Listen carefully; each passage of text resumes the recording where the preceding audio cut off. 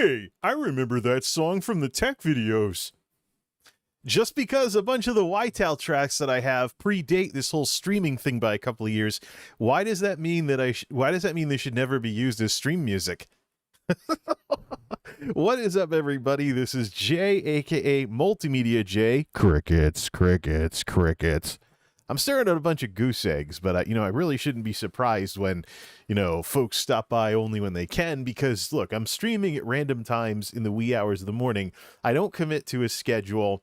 I don't commit to a schedule. I don't follow any of the rules of successful streaming, and streaming by and large has settled into a role of just being something I do as part of what I do, as opposed to, is that eyeglass cleaner? Oh yeah, cool. I can clean the TV with this stuff. Good. I'll do that after the stream. You're losing track of stuff on your desk, dude. Well, it'd be nice if I could clean the desk up and watch all these movies that have been sitting here for a year. Stuff like that. Oh, what a beautiful mess. Wasn't there a Sixpence None the Richer album by that name way back in the 90s? Something like that. All right, enough dated references here. So, the truth of the matter is, I'm not really following any of the rules of being a successful streamer. So, I really, you get what you get out of this crap.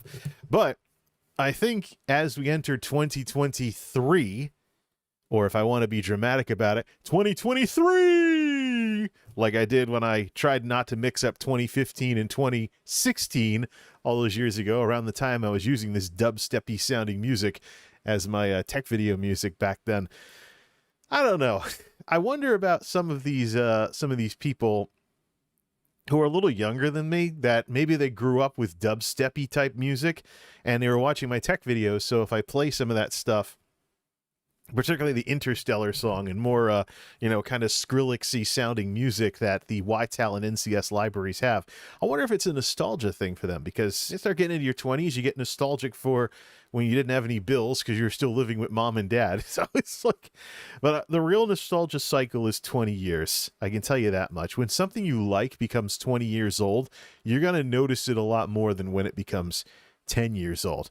Anyways, welcome to 2023. I'm just here to have a chat stream, one of the last that I want to do, because I have so many video ideas and I have stuff that has time limits on it now, to the point where I have to eat certain foods until I get certain YouTube videos done. So I got a bunch of ideas for videos because I want to get back into videos this year, more so than in the last 2 years. I kicked the tires on streaming and I found the niches in streaming that I want to be involved with. I want to be, doing stuff on stream and like a behind the scenes type format, like when I goof around with like spreadsheets and programming and stuff like that. Gaming for game streams as a live successor to play some stuff. Although I do want to make some videos for stuff that would be better off as a video. Maybe get into YouTube Shorts with all of this and find a way to make the YouTube Shorts interesting instead of something that people hate, because short form is something that's here to stay. It has its niche, but I think half the problem is what TikTok has done, kind of like what Twitch has done to live streaming. TikTok has had a disproportionate impact on what short form can be. And so there's this meta for short form, largely because of what TikTok has done. There's a couple of things that make it specific to smartphones too. Like watching a short form video, you have like the text appearing on the screen. In case you're watching on a phone, you can't run any sound or anything. I think YouTube is an opportunity for short form to go in a different direction as like part of something else. Like short forms, for example, with links to videos and stuff. The problem is I saw YouTube deprecate that for a couple of days to where the end screens disappeared out of my YouTube shorts that have end screens. So I don't know whether to put them in anymore or not. I don't know if YouTube's going to keep the feature or drop it. You only have 1 minute to make a YouTube short. So I don't know if spending any significant amount of time with an end screen in a YouTube short is really worth it when you only have a minute of time to begin with. So there's a subscribe button. So if people like you enough, similar to on TikTok, they can eventually subscribe to you. And in my case, it's Instagram. Just make stuff that people like enough times, and eventually they come through and they come through and they're like, oh yeah, okay, I'll subscribe. But even if there's algorithms getting in the way and stuff along those lines, how's our sound on the other side? Enough times, and that sounds good. Yeah, I tested it. I remember I tested it on the computer, but I didn't test it going out to YouTube, so just had to make sure that I didn't screw that up again. So yeah, the the whole situation for this coming year is I want to get back into videos and do a wider variety of videos. There's two sides to content creation. There's people and there's computers. And the tech videos I do have a bunch of folks that really like them, but the computers don't know what to do with them because my style is very much my own. I'm not a Linus person or anything. Furthermore, my style is kind of an acquired taste, as I think some of you folks will probably put in the comments when you get around to listening to this later. I can tell you that my tech videos are probably an acquired taste, although they are a bit more to the point than some of these other non-Linus tech video creators on here who make hour-long videos with like next to no editing. So I'm probably better than them, but I think some people would rather have a little bit more discipline with this YouTube stuff. Yay, indigestion from chicken again. Keep the drink, Sandy. I'll go pop an antacid or two during one of the intermissions we're going to have. So I've been really hooked on air fryer chicken lately. I learned how to make air fryer chicken really well, and I've been trying to get away from red meat, and I've just been having a ball with it. The problem is there's salt in everything, including the boneless, skinless chicken breast that Walmart sells. So it's not really a good way to cut salt, but it's good to mix things up meat-wise. Although the burgers, the supposed terrible for me red meat burgers, are more straight-up ground beef without added salt. So I'm really torn on this matter. This stuff is sweet as always. I'm running out of it though, so don't make sure I drink too much of that. Don't drink too much of that stuff. All right. Yeah, well, it's been a long night, and I just feel like chilling and talking about a few things and what's going on. But for 2023, for 2022, oh boy, the YouTube equivalent of putting the wrong year on checks. Remember writing checks? Whatever.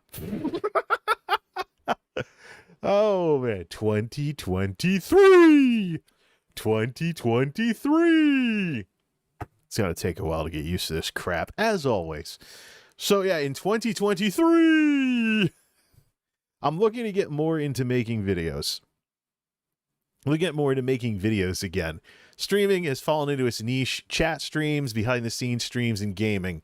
There's not much of a reason for me to really do much else with live streaming, and there have been times that I've made streams that I thought would be better off as videos. On the video side of things, the tech videos are an acquired taste, and they're probably not as to the point as some people would like them to be.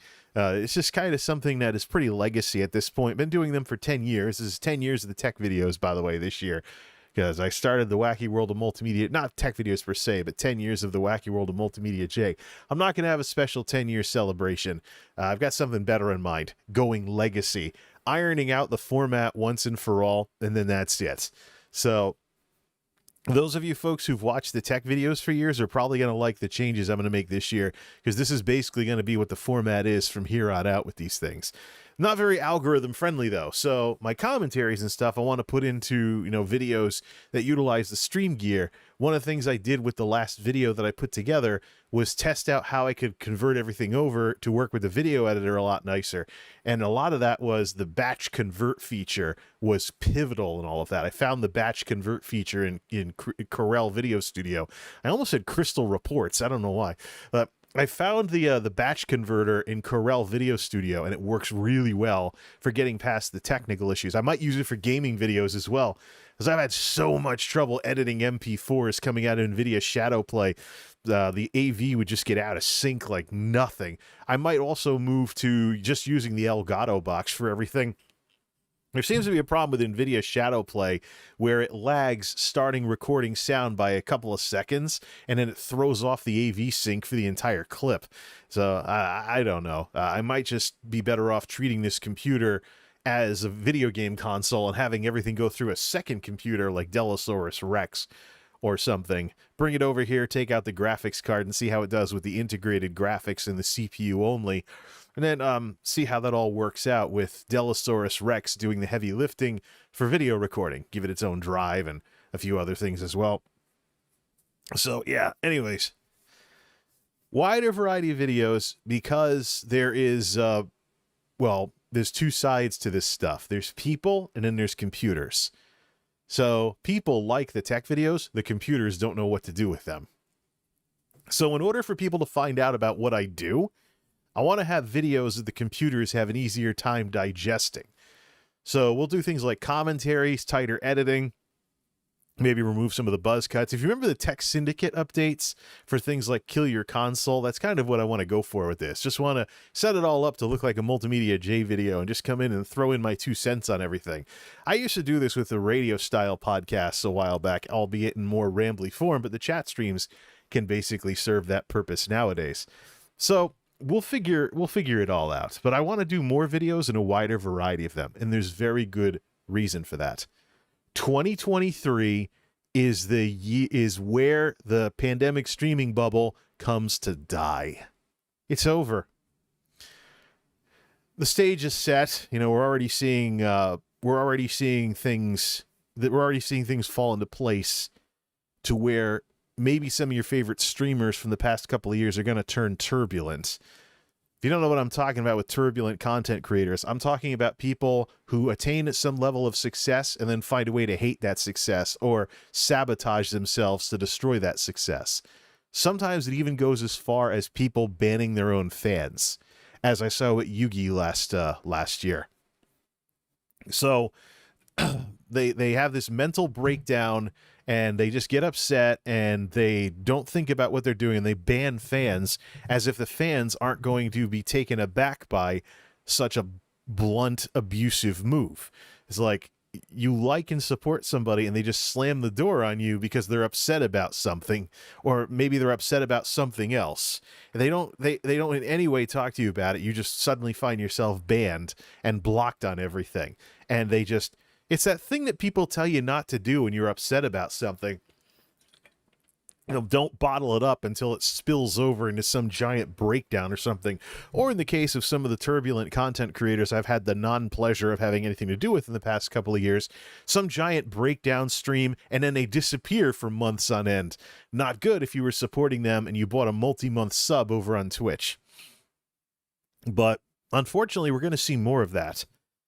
It's important to realize that and this is something I've said on chat streams going back quite a ways now, Twitch grew because of YouTube's mistakes at a time when YouTube was making more mistakes than they are now.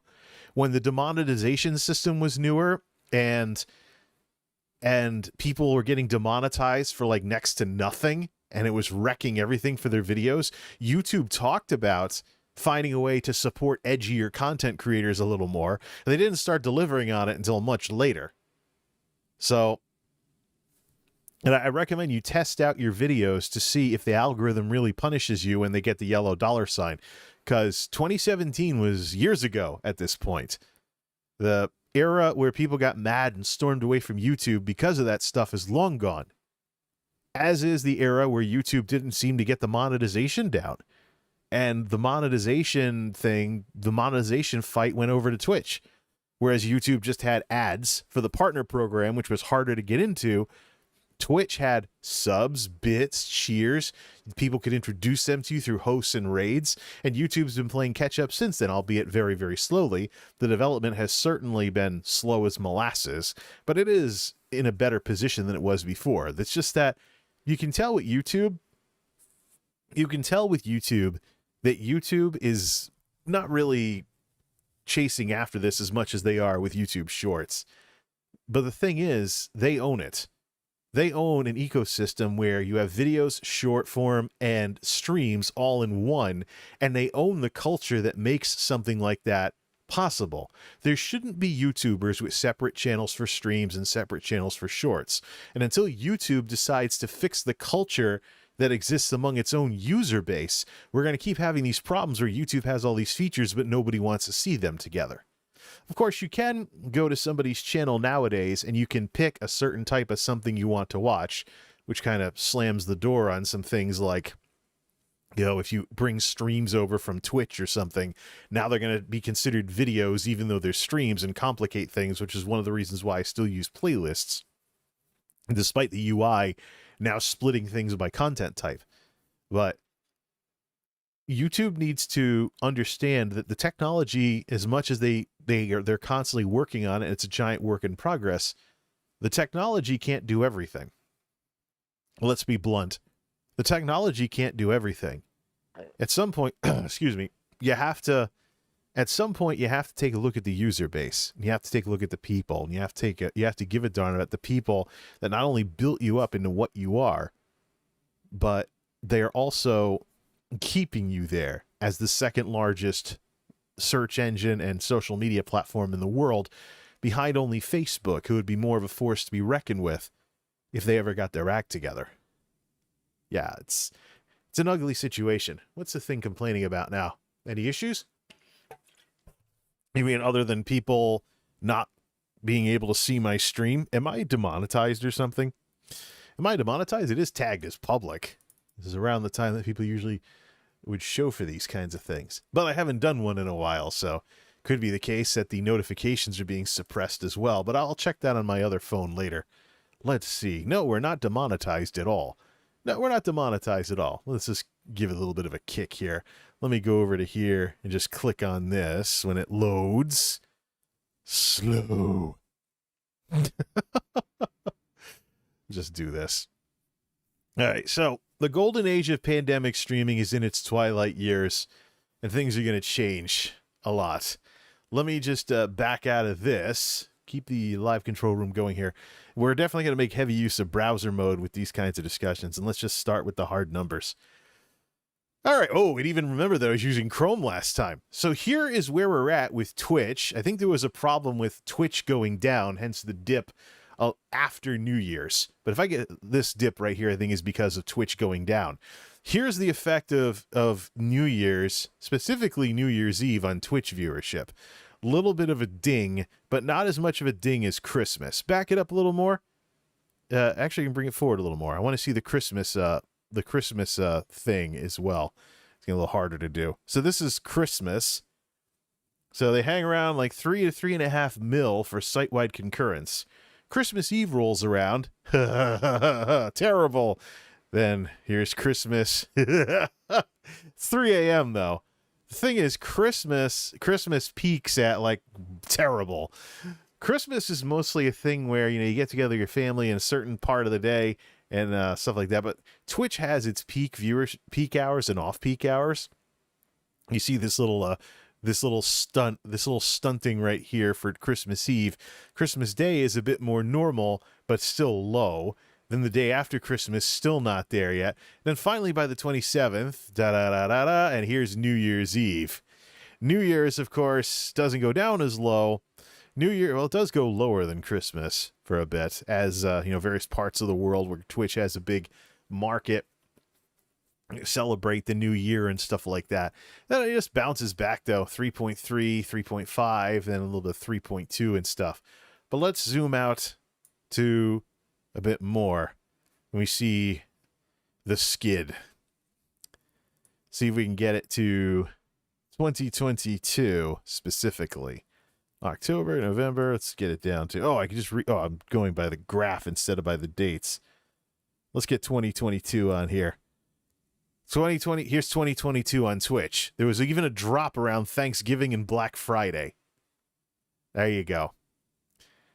Twitch skidded all year, and they had more drops around the holidays than they've had in the last couple of years. Here's the Christmas drop in 2022. No, this is 2021. 2021, 2020, 2019, 2018. Go back to 2015, all of Twitch's data. That's July, August. The Christmas drop becomes a thing in 2017, 2018, 2019, so even pre-pandemic. Here's the pandemic lockdowns. Here's 2021. The Delta variant becomes a thing in the summer, but the lockdowns are mostly a early 2020 thing. What happens later, as more variants go around and land people in the hospital, people are kind of nervous about going out, or there's less options available, or certain businesses are closed. It's not so much a hard lockdown from the government. This is something that I've run into with commentators. This thing's having problems again. This is something I've run into with commentators talking about how things have changed since 2020. It wasn't just about the lockdowns. It was also about people who just didn't want to take risks.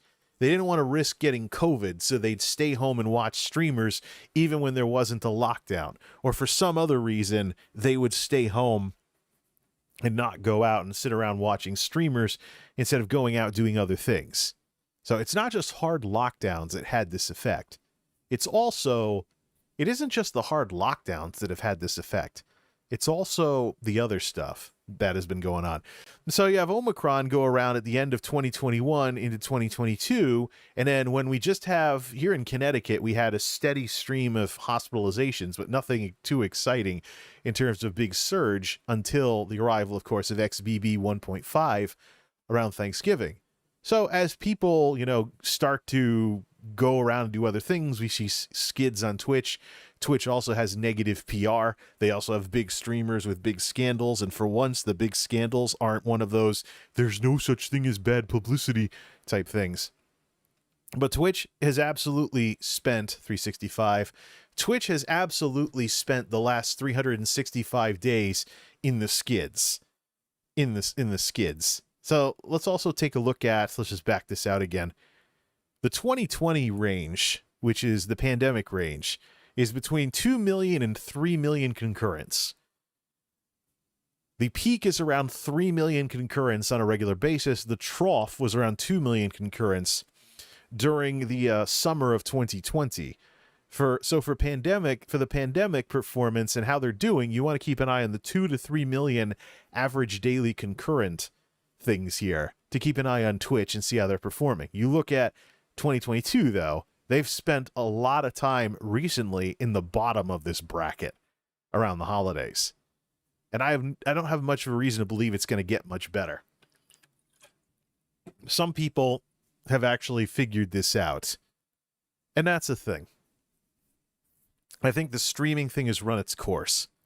Let's back this out a bit. And so that's why the title of the stream is Welcome to 2023, Don't Be a Streamer. Because it's gotten to the point where there are so many forms of content creation out there nowadays, and the rebalancing of what has happened since the pandemic lockdowns. Fundamentally, content creation has changed. Also, YouTube is providing stiff competition, and if Facebook gets their act together, they would provide even stiffer competition. But when it comes to the growth of Twitch, let's go all the way back to 2015. Twitch grew as a platform-ish, but they started getting steadier growth around the time of the adpocalypse, and when they legitimately had more features than YouTube. This is where you would see disgruntled YouTubers becoming Twitch streamers, saying that they like Twitch better than YouTube for various reasons. Nearly all of them involved grievances they had with YouTube that were addressed by Twitch, such as monetization and less algorithms, things along those lines. Although Twitch has algorithms nowadays. The Twitch of 2023 is different than the Twitch of 2020. Not just because of the DMCA crap either. Twitch has algorithms everywhere. Crude and primitive, but they have them and they're working on them. There's other features Twitch is working on as well. Unfortunately, the ad thing is also leaving a bad taste in people's mouth, especially with the aggressiveness against ad blockers and, of course, the whole situation where the differences between the way Twitch streamers monetize and the way YouTubers monetize. As more and more people smarten up to the world beyond streaming, it's plain as day that Twitch is going to lose. When you get involved on Twitch and you become a Twitch streamer and you really get wrapped up in the ecosystem, let's just keep an eye on a few things here. There it is. Make sure I'm not working myself up too much with this discussion. Whoops. When you get yourself involved in Twitch, you are wrapping yourself up in Twitch's business decisions. And so you have to understand the differences in the businesses between these live streaming platforms and these comprehensive platforms. The world is moving in a more comprehensive direction. I would say nowadays, if you call yourself a streamer, you're limiting yourself. There are some things that streams are good at, but not everything, as we've seen with some of these like cringy TV show style streams and stuff. Not everything is suitable for a live stream. Sometimes that edit button and the idea of actually creating something works better. I wouldn't even be surprised if we saw the revenge of vloggers and stuff. Instead of watching an IRL streamer spend like a substantial chunk of their stream going from point A to point B. And they don't just stop stream until they arrive at their destination. Or, you know, have something else going to fill the time instead of sitting there blabbering with chat. There's a whole bunch of things that need to be reconciled between streamers and content creators in general. Perhaps there was a place for streamers as during happier times on Twitch, as well as the pandemic lockdown period. But today, it's not about being a streamer. It's about being a content creator. Streaming is part of content creation. Content creation is kind of it's multimedia take on being an influencer and stuff. You got to want to be a content creator, not a streamer. If you're calling yourself a streamer, you're limiting yourself. You're either admitting you aren't creative enough to do this stuff, or that you're lazy. That, you know, well, I made just clicking live work. Why doesn't it work now? And then cue the turbulent content creators.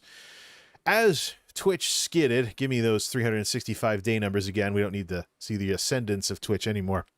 As Twitch has spent 2022 and into 2023 skidding, we've seen every trick in the book from the established streamers to prolong their success as much as possible. But the best way to describe what's going on Twitch right now, how about we expand this to make it even more dramatic? The best way to describe what's going on Twitch is a shakeout. Shakeout situation, which is a business term for a market contracts and the weaker players are forced out.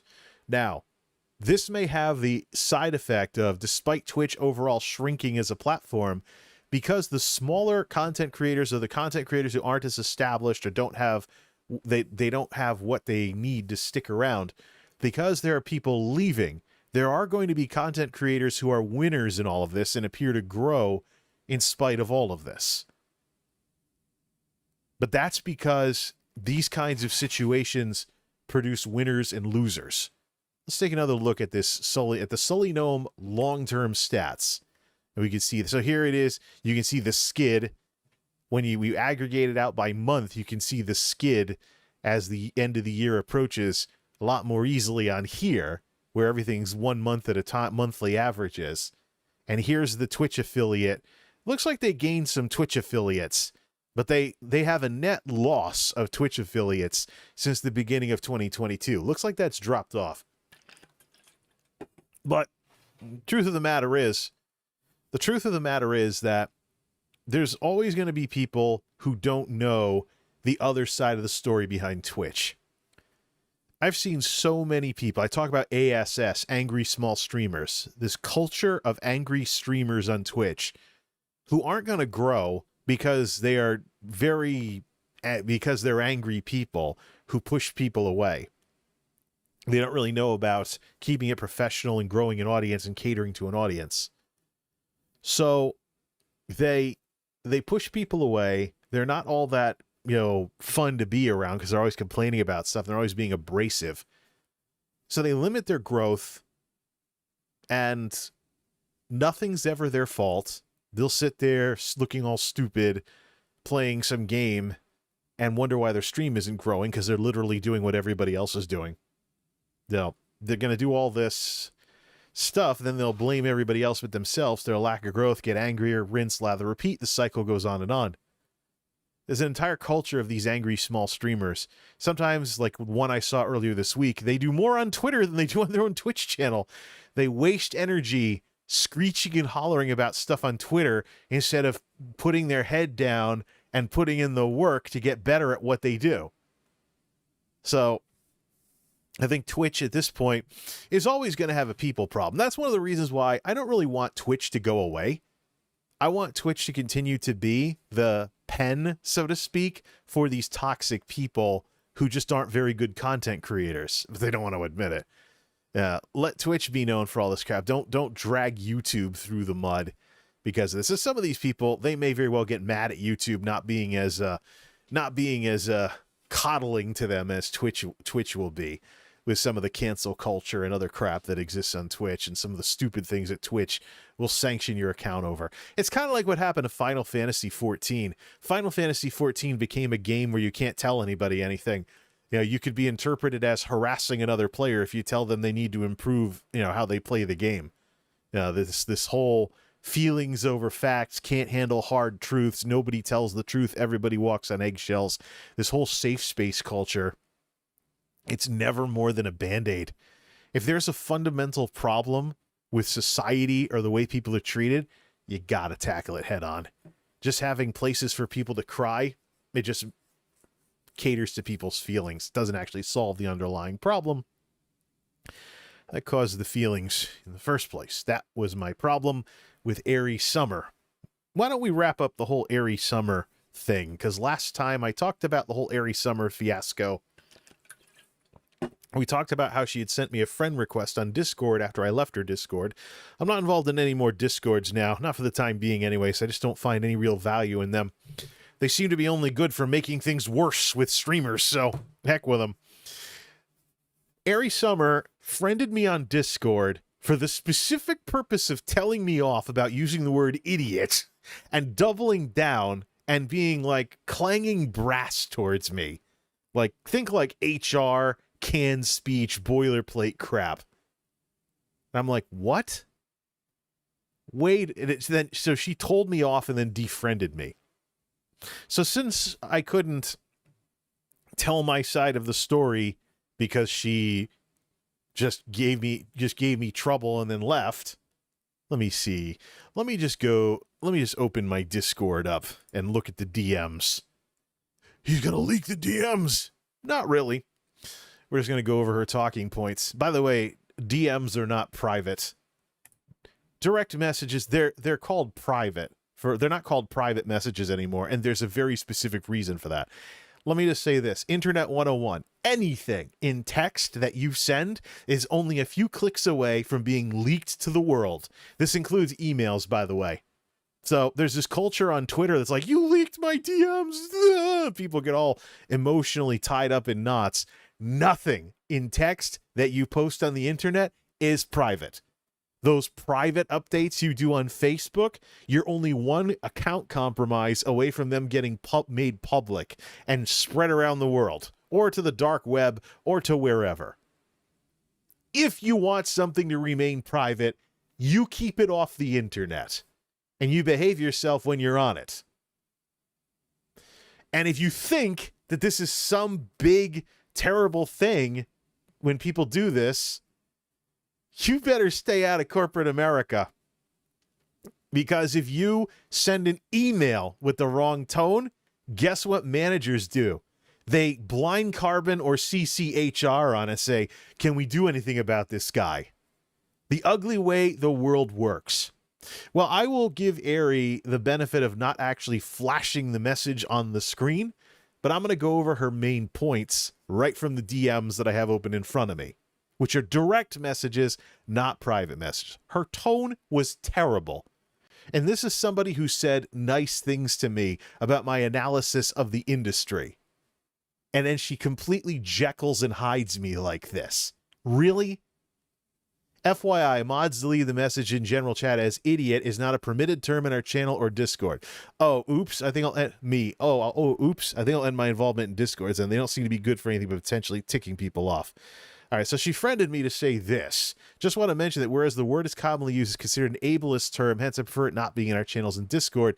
Nearly all of these lines are edited, so I don't know if she thought her tone was a little too cross, but the results were a little too cross as well. It is something I often discuss on streams for our community is more about mental well-being and wellness than gaming. So why are you on a gaming platform? Why are you on a gaming site then? I know Twitch has expansion categories, but how do they market themselves? They have gaming culture dripping over just about everything. When they do those Twitch partner spotlights, they're showing gaming footage. Twitch has tried to be more comprehensive, and they failed, both from a traffic perspective and from a culture perspective. Twitch is still primarily games. Just because just chatting gets talked about the most, you go down into the nitty-gritty, the games represent the majority of the watch hours. It's just they're all divided up. So the bread and butter of Twitch has not changed, just like the name of the platform referring to twitchy reflexes when playing fast-paced games hasn't changed either. So I'm utterly passionate about these things. She's talking about safe space stuff. I understand most using the terms unknowing of their harmful effects and do not have the intention to harm anyone, so those discussions are meant for us to learn together. I say, well, I don't want to walk on eggshells. Enough people make me nervous. No worries. Not every community is for everyone. Oh, excuse me? You think I can't fit in with the trash pandas just because I'm blunt and I don't like lying to people to keep them happy? Enough twisting this into a me problem. Look, I have the background and the professional training to recognize these manipulation moves. And when people pull the psychological crap on me, I am insulted every single time. You can never forget the recreational side of these platforms. People coming home after a long day's work who want to watch someone stream on Twitch or stream on YouTube just want to have something to watch. Not everybody is nerding out watching your every moment live on your Discord everywhere you are on the internet. Even Activision Blizzard didn't believe this with World of Warcraft, so they would have updates that seemed redundant to a lot of the hardcore fans that followed the development of the game, but they had to say, hey, not everybody's nerding out on the forums 24/7. So I stand by removing the message and contacting you privately and personally. I created the channel as a safe space and intend to maintain as such. So, okay, so when was she lying to me? Was it the mods who deleted the message, or did she delete the message? Because the subject of the verbs has changed here. So, eggshell culture, folks, does not work. Period. Okay, HR, can I go back to work now? I joked. Discord's kind of a net negative. Excuse me. I was about to say negative. Can't even read my own stuff right tonight. I keep seeing it needlessly complicate things between viewers and creators by introducing third parties. Right now, I'm not involved in any anymore. Then I sent another message and it said this could not be delivered because she unfriended me after telling me off. Well, there you go. People that are one way on stream and another way everywhere else. The latest example, and quite frankly, a very disappointing one. Let me just say, here's my problem with safe space culture. Safe space culture doesn't work. It doesn't address the problems that created the need for the safe space in the first place. You have a place for people to time out, and it's like, you know, Cheers, making your way in the world today takes everything you got. Taking a break from all your troubles sure would help a lot. Well, having a place for people to run and hide, which is what that is, doesn't address why they feel the need to run and hide in the first place.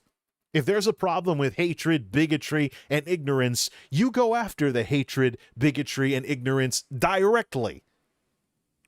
You know?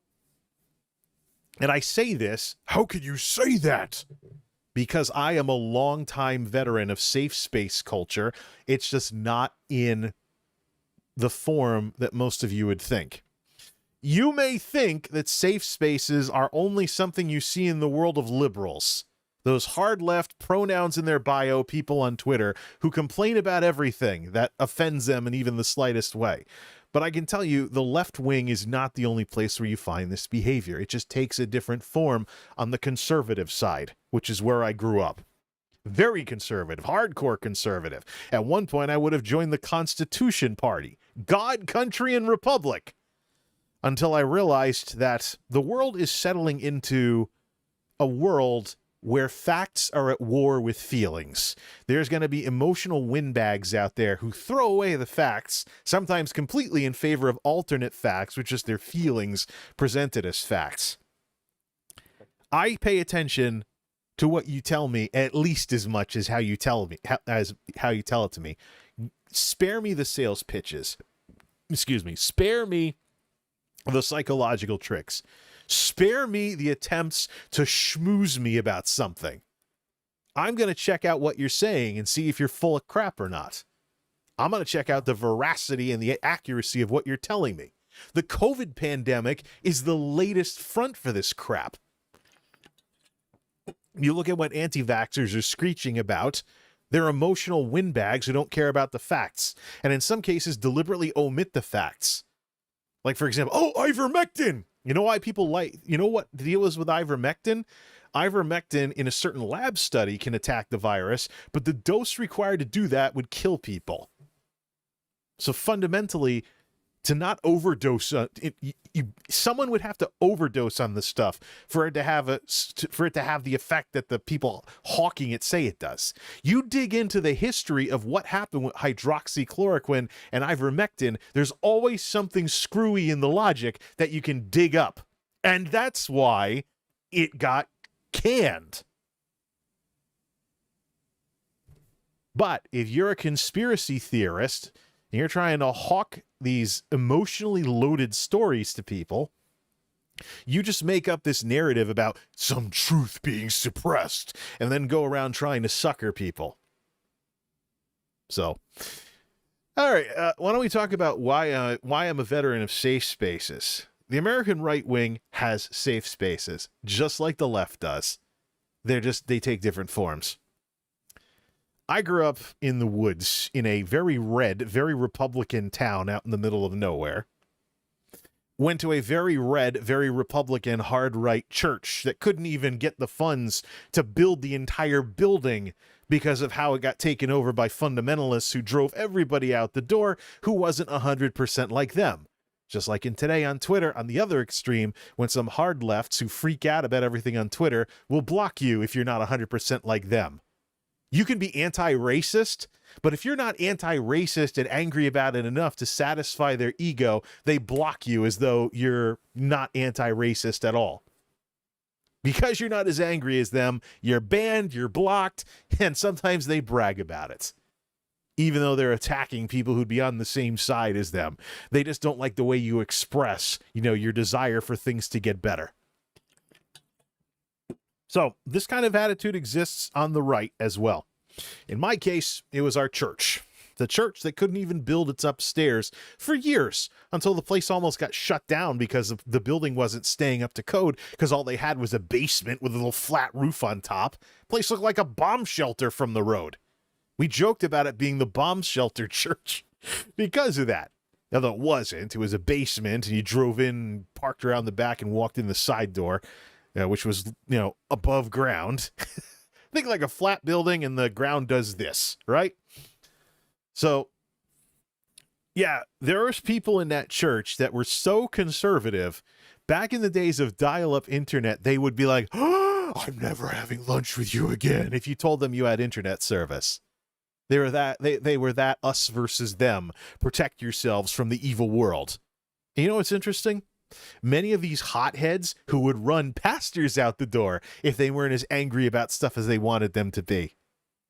Never mind regular church members. Gee, I wonder why they couldn't get the money to build the upstairs for years. These people, many of them, they wound up with Facebook pages. So finally they made their peace with the internet and they joined Facebook of all things. It's crazy. These people didn't believe in jack squat. Just whatever floated their boat, whatever floated their ego.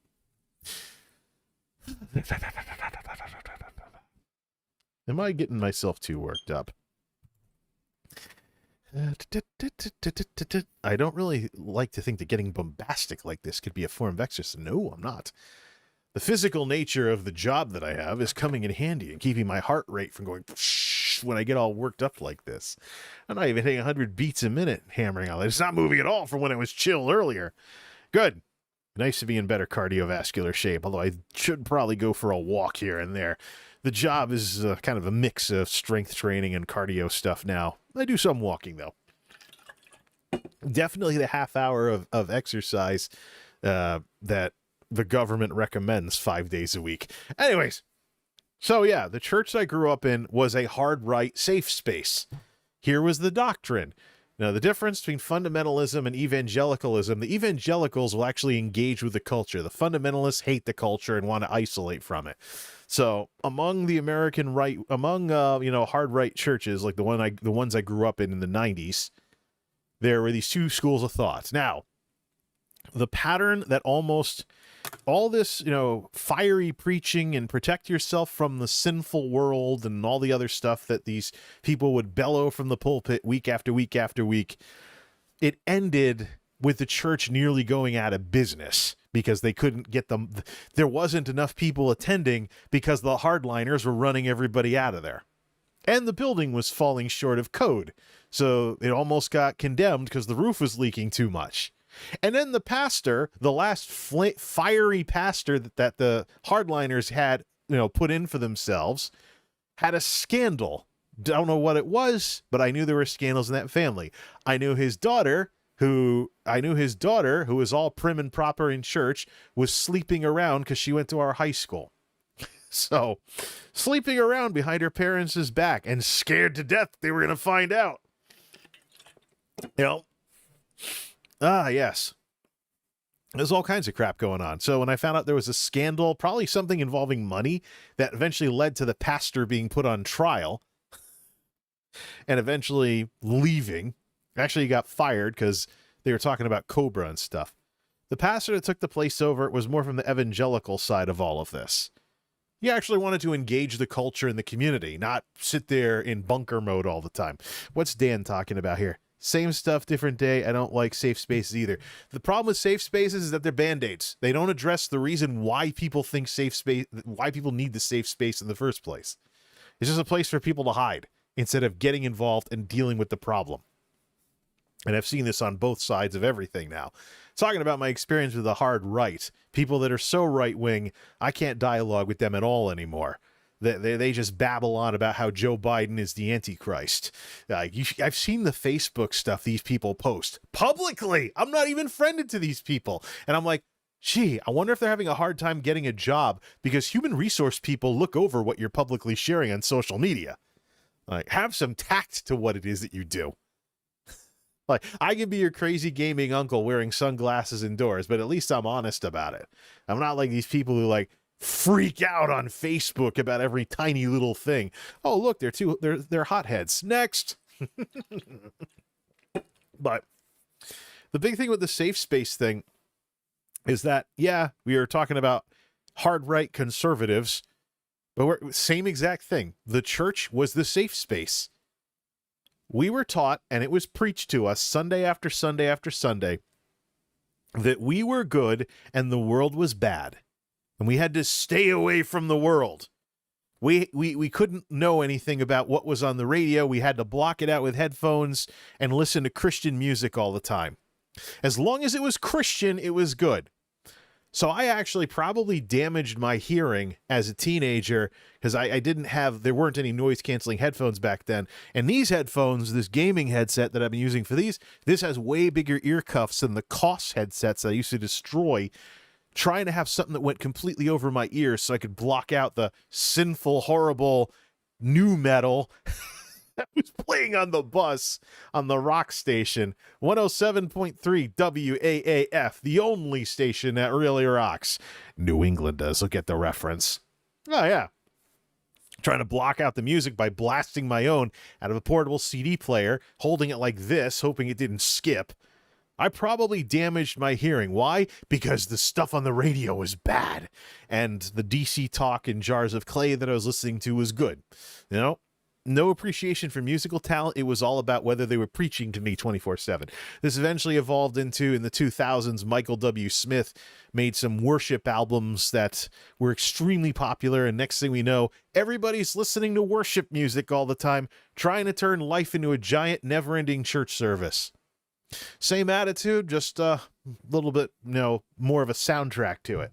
I can see if it's like, hey, let's go do something productive and entertaining, like let's go draw or go watch a movie, for example.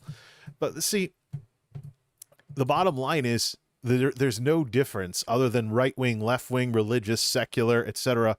It's the exact same problem. You have hotheads that hate something about the society at large.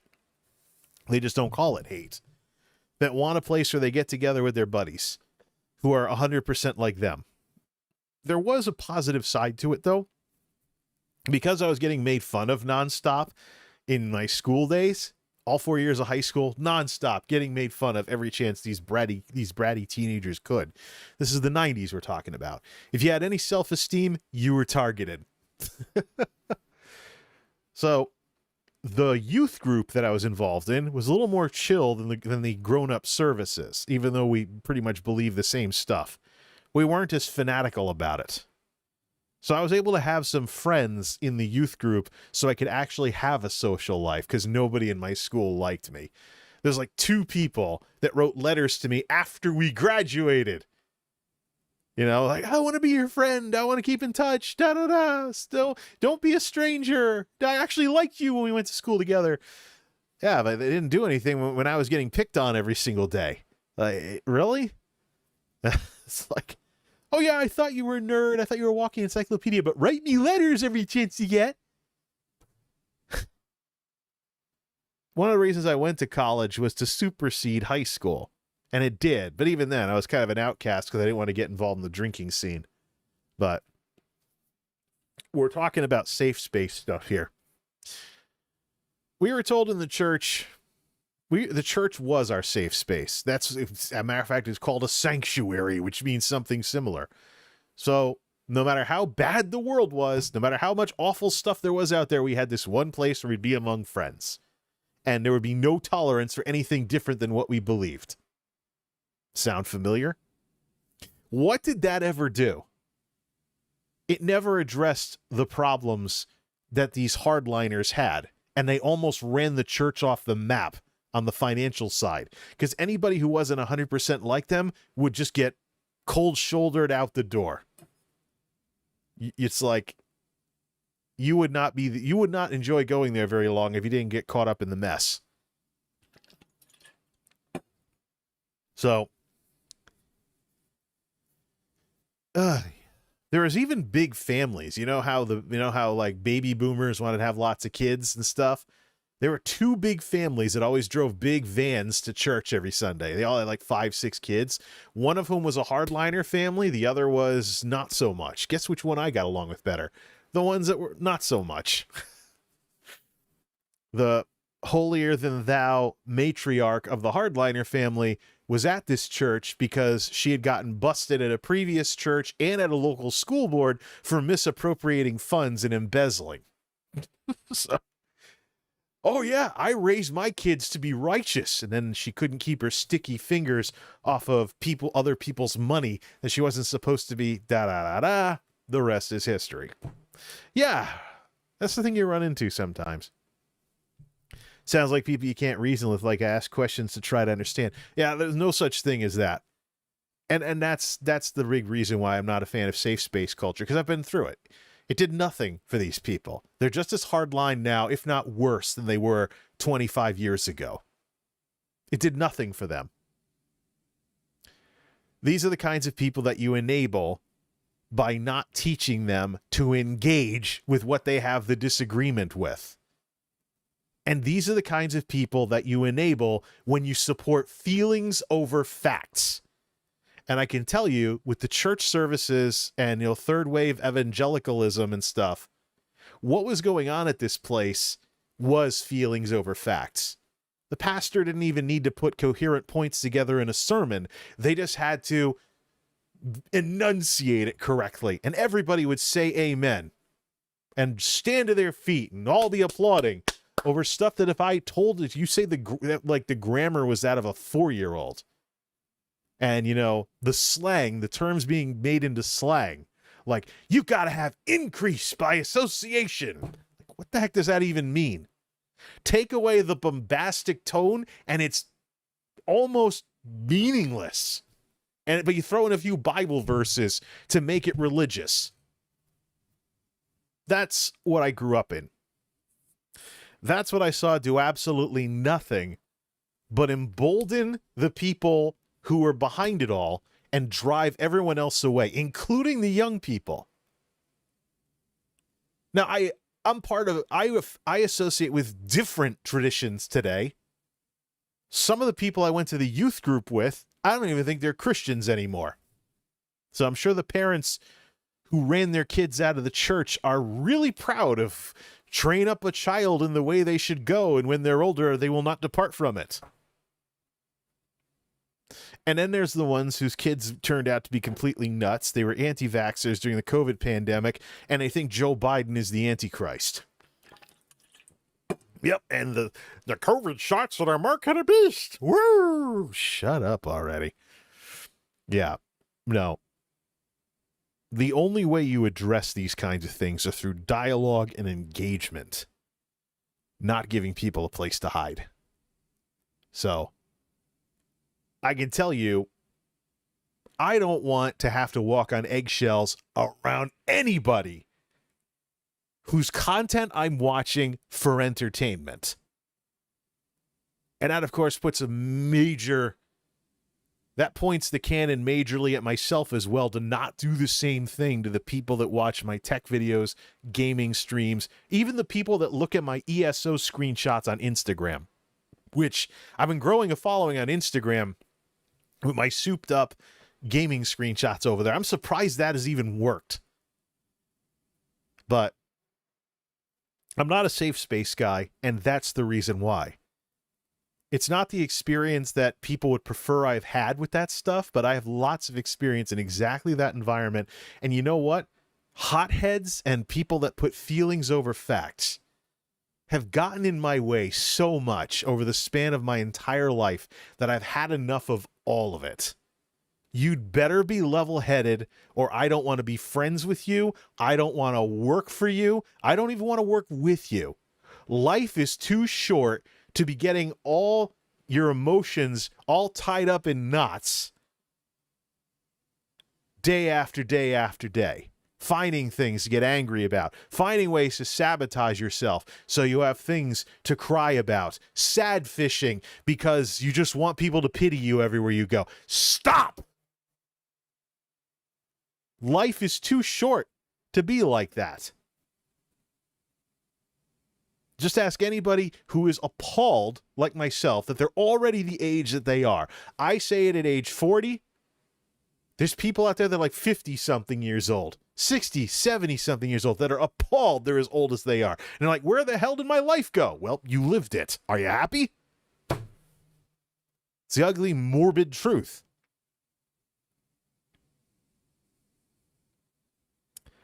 But it's not the thing that you think about when you're 20 or 25 or maybe even 30. Maybe even 35. Until you start having to be honest with yourself. And you take a look and you realize the best people in your life were the ones that were most level-headed, that taught you to navigate the storm of other people's emotional crap. That taught you, most of these people for me have been in the corporate world. The people that have gotten promoted to management and executive positions and stuff by staying focused on what matters and not getting thrown off by every little thing. And you know what? When you're not getting wound up, which damages your health over the long term, by the way, if you do it too much, when you're not getting wound up over every single little thing, not only is it good for your health, but it's good for you in general because everybody has problems. You can escalate and you can emphasize and you can make your problems look as big as you want them to.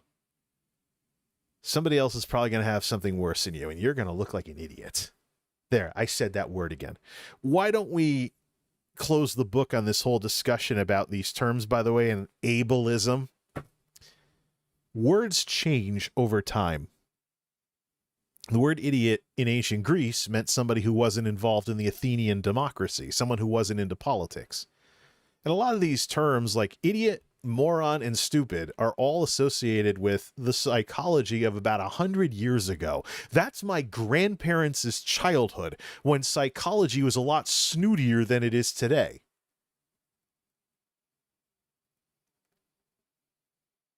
So people would, in any psychology was very aggressive. If you weren't up to da-da-da-da-da, they slapped a label on you and maybe tried to lock you up. Horrible. No way to treat others. We've learned since then that people that have difficulty communicating, maybe people on the autism spectrum, stuff like that, they can develop skills in other ways. Doesn't necessarily mean that they're one size fits all stupid the rest of their life. They're just good at different things, just like the rest of us.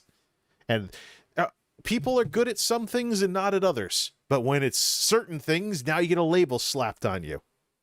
Psychology doesn't believe that stuff anymore. Those terms have been relegated to insults. And quite frankly, I want words to throw around when people do something that is just plain stupid. Because people doing the wrong thing need to be called out. It's the only way to be honest. No participation trophies, no being a cutesy little Care Bear. If somebody does something wrong, call it wrong. If somebody does something stupid, call it stupid. Anything else? You're lying to them to keep them happy. What do you think is going to happen when they find out you're lying? They're going to be even more angry at you for not being truthful to them. Eventually, everybody goes back to just wishing there was truth and honesty in this world when you've been lied to enough times. So yeah, the title of the stream is Welcome to 2023, Don't Be a Streamer. But part of what we're doing is wrapping up conversations about things with other content creators. Let's refill the drinks, get up and stretch a bit, play some lovely YTAL music like what we opened the stream with, and move on to some other things that are closer to the meta. But I will say this, though. This whole situation, I mean, I would probably watch one of Aries' streams again, but if I have to choose between walking on eggshells and not walking on eggshells, it's a no-brainer. I'm going with the not walking on eggshells part of it. I'm not here to offend people. I understand that's inevitable because people are different than me, but I don't want to become public enemy number one because we have an entire group of people out there who are going around as though Hanlon's razor doesn't exist. And I think that's worth putting on the screen here. And it's going to light me up because this is Wikipedia we're talking about here. Hanlon's razor, back to browser mode, is this idea that you don't attribute to malice what is adequately explained by stupidity. But yet you have so many people out there where there is no such thing as mistakes and misunderstandings. Everything is always malicious. Everything is always, you need to get mad about it. And that is just no way to live. Absolutely no way to live. Ooh, dark mode works with this. I thought it wouldn't. It looks like DOS, actually. Here's what it looks like in dark mode with the dark mode plugin. Hey, Jason, you in DOS? If this was DOS, I'd have like a character limit thing down at the bottom. Hanlon's razor. Yep. Don't attribute to malice what is adequately explained by stupidity. There needs to be such things as honest mistakes and misunderstandings and people screwing up in this world. Under no circumstances should the dialogue get shut down by making people walk on eggshells everywhere. And you know what? With the recreational element of platforms like YouTube and Twitch, I assure you there are wide swaths of the audience where people don't even want to bother with any of that. If they feel like they have to walk on eggshells, they will be gone. Regardless of how many people on Twitter see this happen and they're like, well, my audience is self-cleaning. The bad people weed themselves out. And all some of the other crap I've heard from Twitch streamers more recently. Let's get up and stretch and play some music and we come back. Shoot, man, it's 3:18 of the Geek House already. We have stuff to talk about. More stuff involving what's been going on and stuff also involving reacting to multiple videos about streaming and other stuff. Well, we better get to it soon, shouldn't we?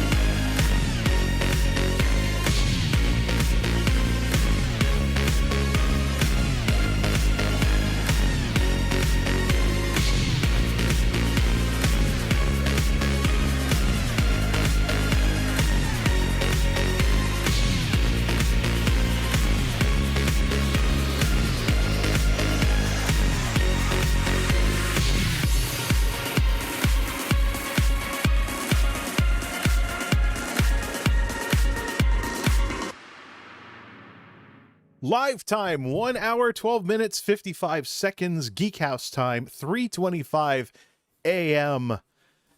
Wee hours of the morning. Good morning to you people over in the EU that are just getting up, and whatever time it is, howdy to you after the fact people, because I know there's a lot of you out there. I've watched these things gain views after the fact, which is cool to see people understanding that they're podcasty type things, pseudo talk radio, whatever you want to call it, a very good successor to MultimediaJay radio style.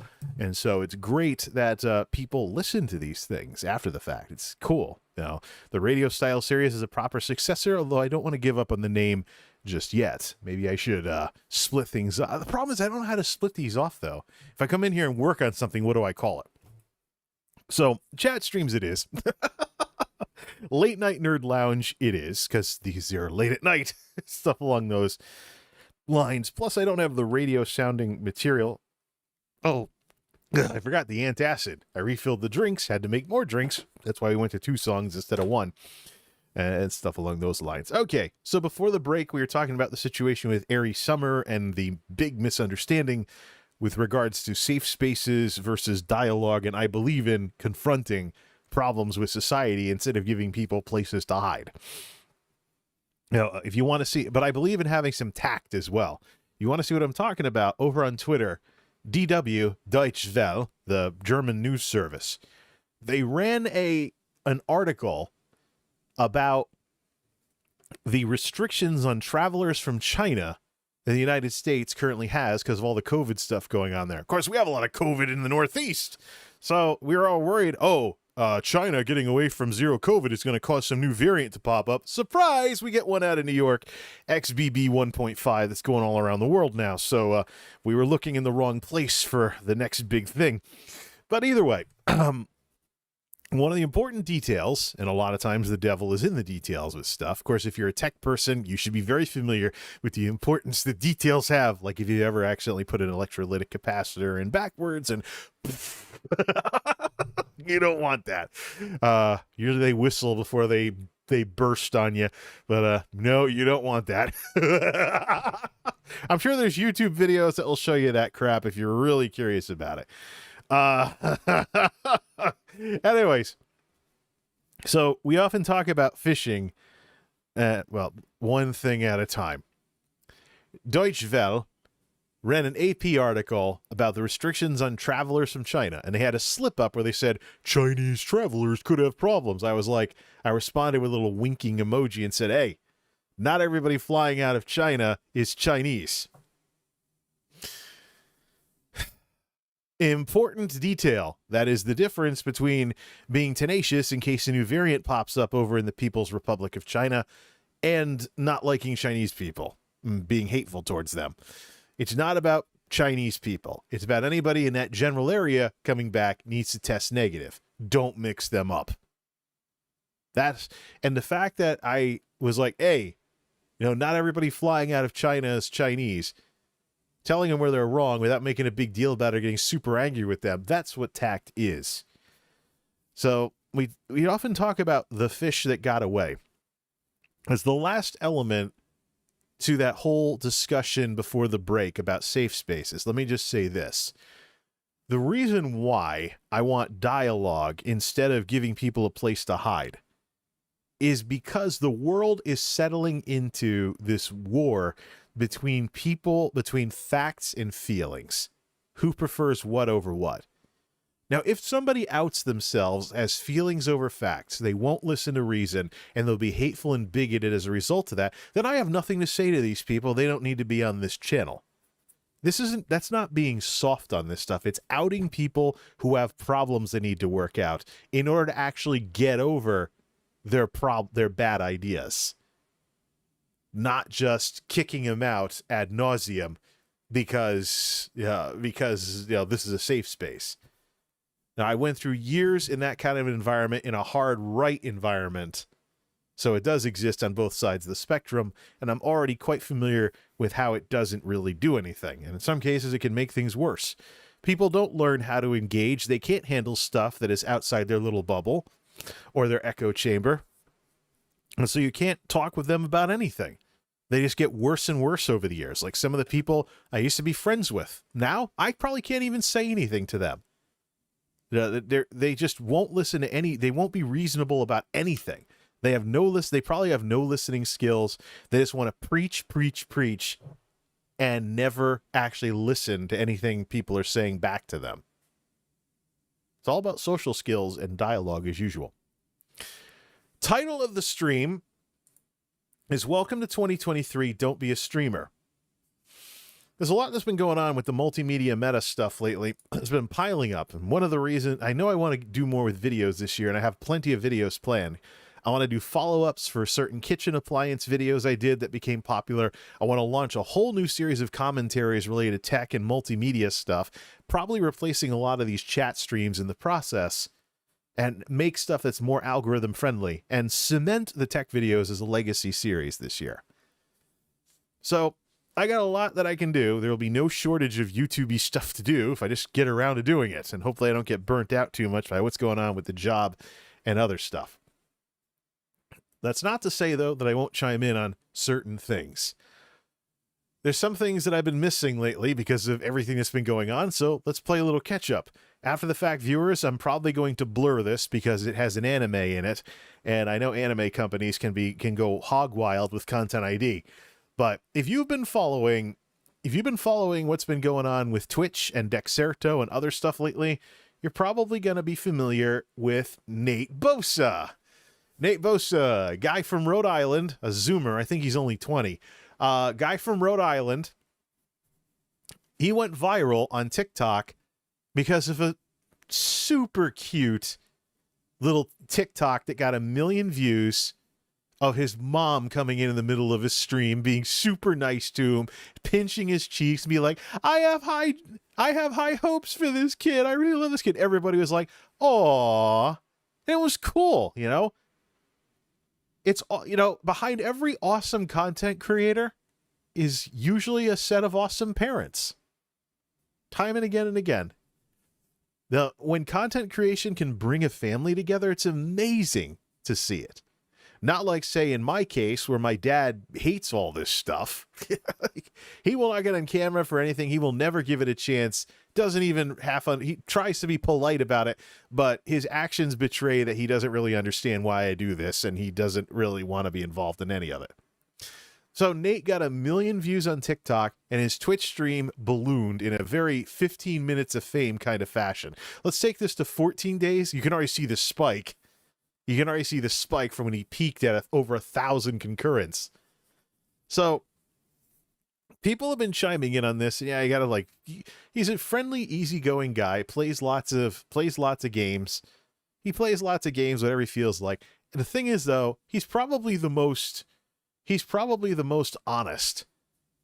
Because I don't think he's any kind of professional streamer at all. He doesn't do any kind of mind tricks or stuff that I recognize as business tricks or manipulation tricks. He's literally just a friendly young guy with poofy curly hair playing video games. So he went viral on Dexerto, and Twitch was even like, "This is so wholesome." You know, over on TikTok, Twitch actually left a comment, "Oh, this is so wholesome," and everybody's like, "Aw." And he gained a lot of fans as a result of that. But the 15 minutes of fame thing did its thing, and now he's settled into... He still has enough concurrence to get partnered, but I just hope he's not too bummed out that he went from triple digits down to double digits. But I want to chime in on this because this is just a cute example of the hierarchy and how this all works. Because you've heard all these people talk about, "Oh yeah, YouTube is how you grow a Twitch stream." No. Understanding the hierarchy, let's go load up another Wikipedia and put it in dark mode because Dan thought it was cool. Largest social media platforms. Understanding the hierarchy. Wait a minute. Is this new numbers? SEMrush, 28 tops. Where's this data coming from? Do we have new data from this? SEMrush. November 1st of 2022. Where... Oh, it's from Q1. So, yeah, they're still doing the same January 2022 data. All right, it's just somebody reposting old stuff, whatever. When's whoever ran that data on Statista gonna update? I'd love to see it. Let's go to Wikipedia. Get lit up and put it into dark mode. List of social media platforms with at least 100 million active users. Here is the hierarchy and where they're headquartered. Some platforms headquartered in China, UAE, US, Luxembourg. Never heard of that. A little small, so let's make it a little bigger here. Here's the hierarchy.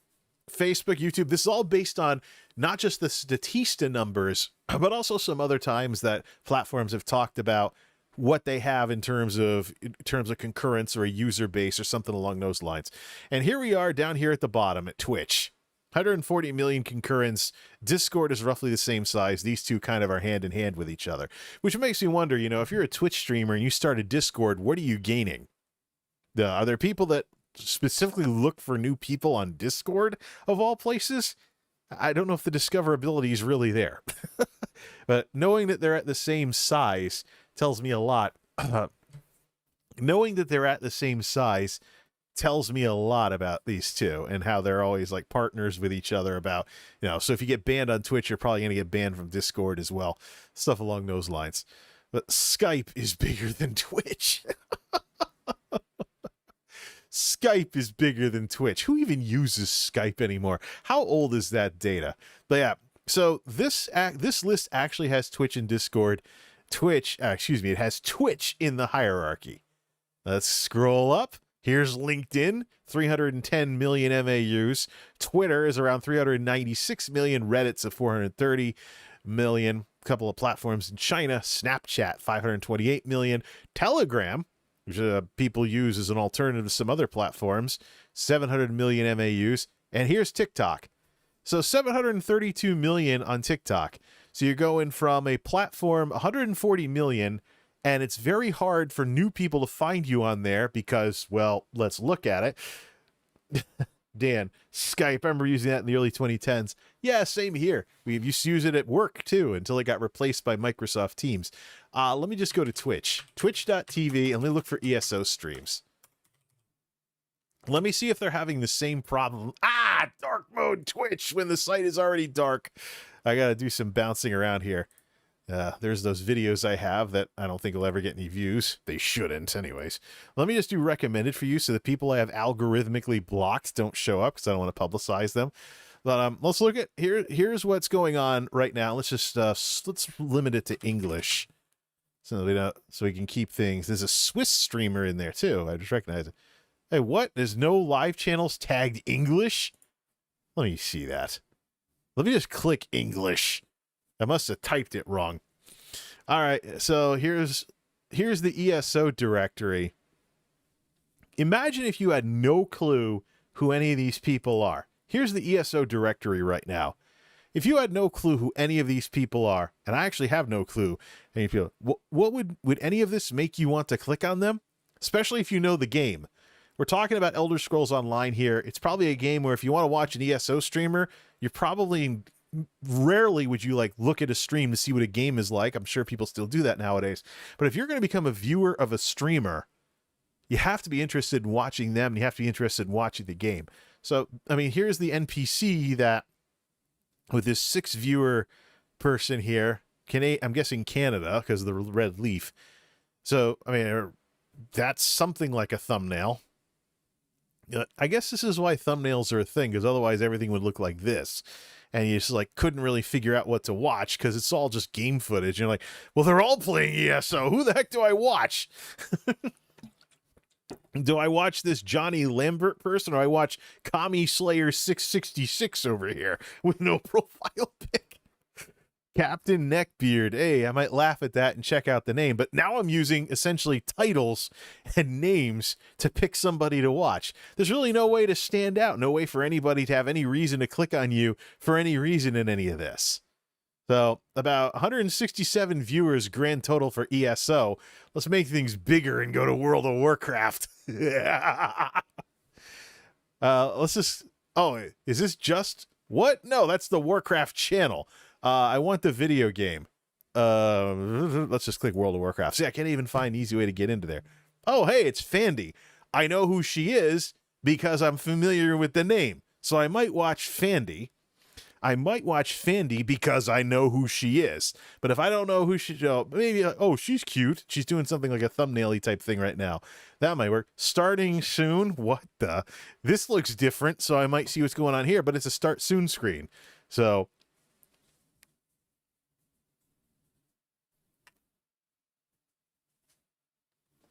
stuff is falling over. Let me go see what's falling over. Might have to set the mouse traps back up.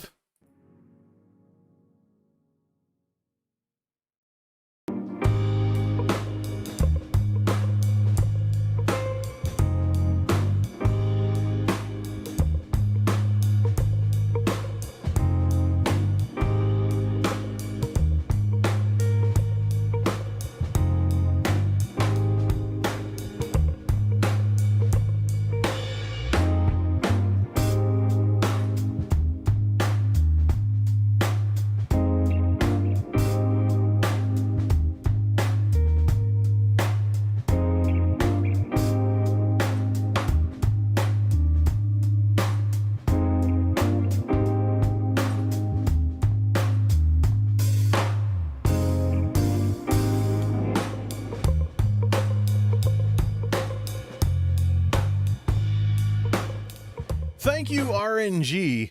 Thank you, RNG, for picking that track specifically. Whatever that noise was that I heard through the headset isn't anything to be concerned about. Maybe it's just something sloppy or getting blown off, but it's not landing near the furnace or anything. Yeah, there's a bit of a problem with there's a bit of a problem around here where every time it's gotten cold, and it's gotten cold like 7 or 8 times in the last several months, you get mice coming in like it's the beginning of winter all over again. So I got a mouse trap. I got one of those reusable mouse traps now that sends them into a bucket of water. So just I haven't needed it in a while because there hasn't been any signs of mice, but I'll set it back up if I keep hearing weird noises like that. I even had a squirrel in the attic when it first got cold. So the little bastard was running in after he stashed his acorns up there. The fun of living out in the woods. Woo! Let's continue here. So, if I have no clue who any of these people are, and I know who Fandy is because of the whole streamer thing in 2020 when I used to watch a bunch of WoW streamers. But let's get Fandy out of the equation here. Here we go. You have a VTuber avatar who kind of stands out here, but for the most part, you can't even see who these people are because of how small their cams are, or unless they take up most of the screen, but you have really no reason to give a darn about any of these people. How on earth are you going to watch someone for the first time ever from this directory, no matter what the size is? You might think this VTuber is kind of cool looking with that avatar right there. Oh, that's a cute looking anime character. But I mean, other than that, like, everybody looks like everybody else, except for this load screen, but that's WoW. Here's an even bigger VTuber. Here's an even bigger VTuber. Well, how big does the VTuber avatar have to get before it has the thumbnail effect? You're like, huh, I wonder what they're all about. So, you see the problem with Twitch? You see the problem with, oh, here's somebody who's doing a just chatting moment there. And then you might like his mustache and click on the stream and go over there. But you see what I'm talking about here? It's like, if you don't know who anybody is, you're like, what? It's almost like just, I'm going to watch this person. And you open your eyes and click and go to this bald guy's stream. So, you see what I mean here? So imagine if you didn't know any of these folks, and we'll keep Fandy off the screen because I'm familiar with her streams from back in the day. You don't know who any of these people are? Why should you in any way spend any substantial amount of time watching a live stream, which is just them playing a video game? There's not going to be any effort put into it. It's just, maybe they're having an interesting conversation, but it just doesn't have the same effect as, as on TikTok. So we're checking out the NateBosa situation here. NateBosa grew on TikTok instead of Twitch. Let's go back to dark mode. Make this list look like DOS again. So some people blame Twitch when sometimes you got to check out the genre too. If I have no clue who you are, why should I spend hours watching a live stream? Especially if you're just a casual streamer and you're mostly just sitting there playing a video game. You're not working on showmanship. And I've seen so many small streamers in your concurrence range that I have no reason to watch you. Like, how on earth is anyone going to find you? It was interesting watching the Devin Nashes of the world blame Twitch not having algorithms for this sort of thing. Oh, yeah, it just shows everybody big to small. That's the problem. The big people are always on top. They're kingmakers. Oh, really? How about the genre? I have no reason to watch somebody streaming if I don't know who they are. Now, and I can tell you, the streams I do watch without knowing who a human being is are all wildlife cams. Like the Brownville food pantry for deer. That was an algorithmic recommendation. I was like, oh, cute deer. And so I've watched enough now. It's at the top every winter. It's a winter only thing. They run bird feeder cams the rest of the year. But yeah, so NateBosa. So NateBosa develops his stream with TikTok instead of YouTube. He's not the first person I've seen do this. I have actually seen somebody do that who was a snotty narcissist who I wound up blocking on Twitter. And they were pretending they put in all the work when in reality, excuse me, they just followed the hierarchy. Here's Twitch, way the heck down here at number 30. Go up the list and you have a larger potential audience and you have algorithms that can introduce you to that kind of an audience. So here's Twitter. 396 million. So these streamers that also are involved on Twitter, Twitter has algorithms now, even before Elon Musk bought it. You're talking about a much larger platform than Twitch, just from Twitter. And then keep going. TikTok, 732 million MAUs. And it's short form. So you can be introduced to like 20 new content creators in the span of minutes. Yeah, they have longer videos, but it's still something short. It's not like, oh, whose 6-hour stream do I want to watch? None of that. So the seventh largest platform in the world, eventually he got picked up by the algorithm over there, and then it went around, people like, oh, and they shared it, and the algorithm sent it around even more. He went viral with that wholesome moment with his mom, and it helped his Twitch stream. But it's the hierarchy as usual. Keep on going. Here's YouTube at the top. Here's YouTube and Facebook up at the top. Instagram, where I've had growth from ESO screenshots of all things, not even real pictures. 1.2 billion monthly active users.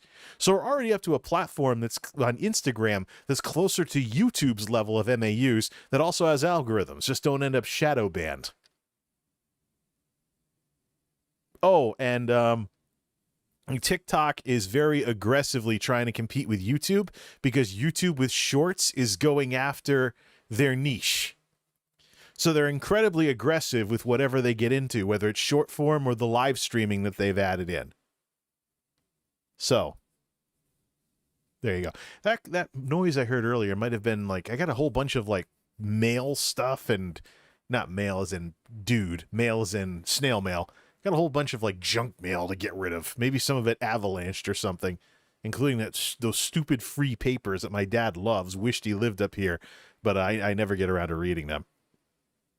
I got a bunch of stuff. They can go out with the recycling, but I need an empty recycling bin in order to stack up all that newsprint and get rid of it all. We'll do that for next week.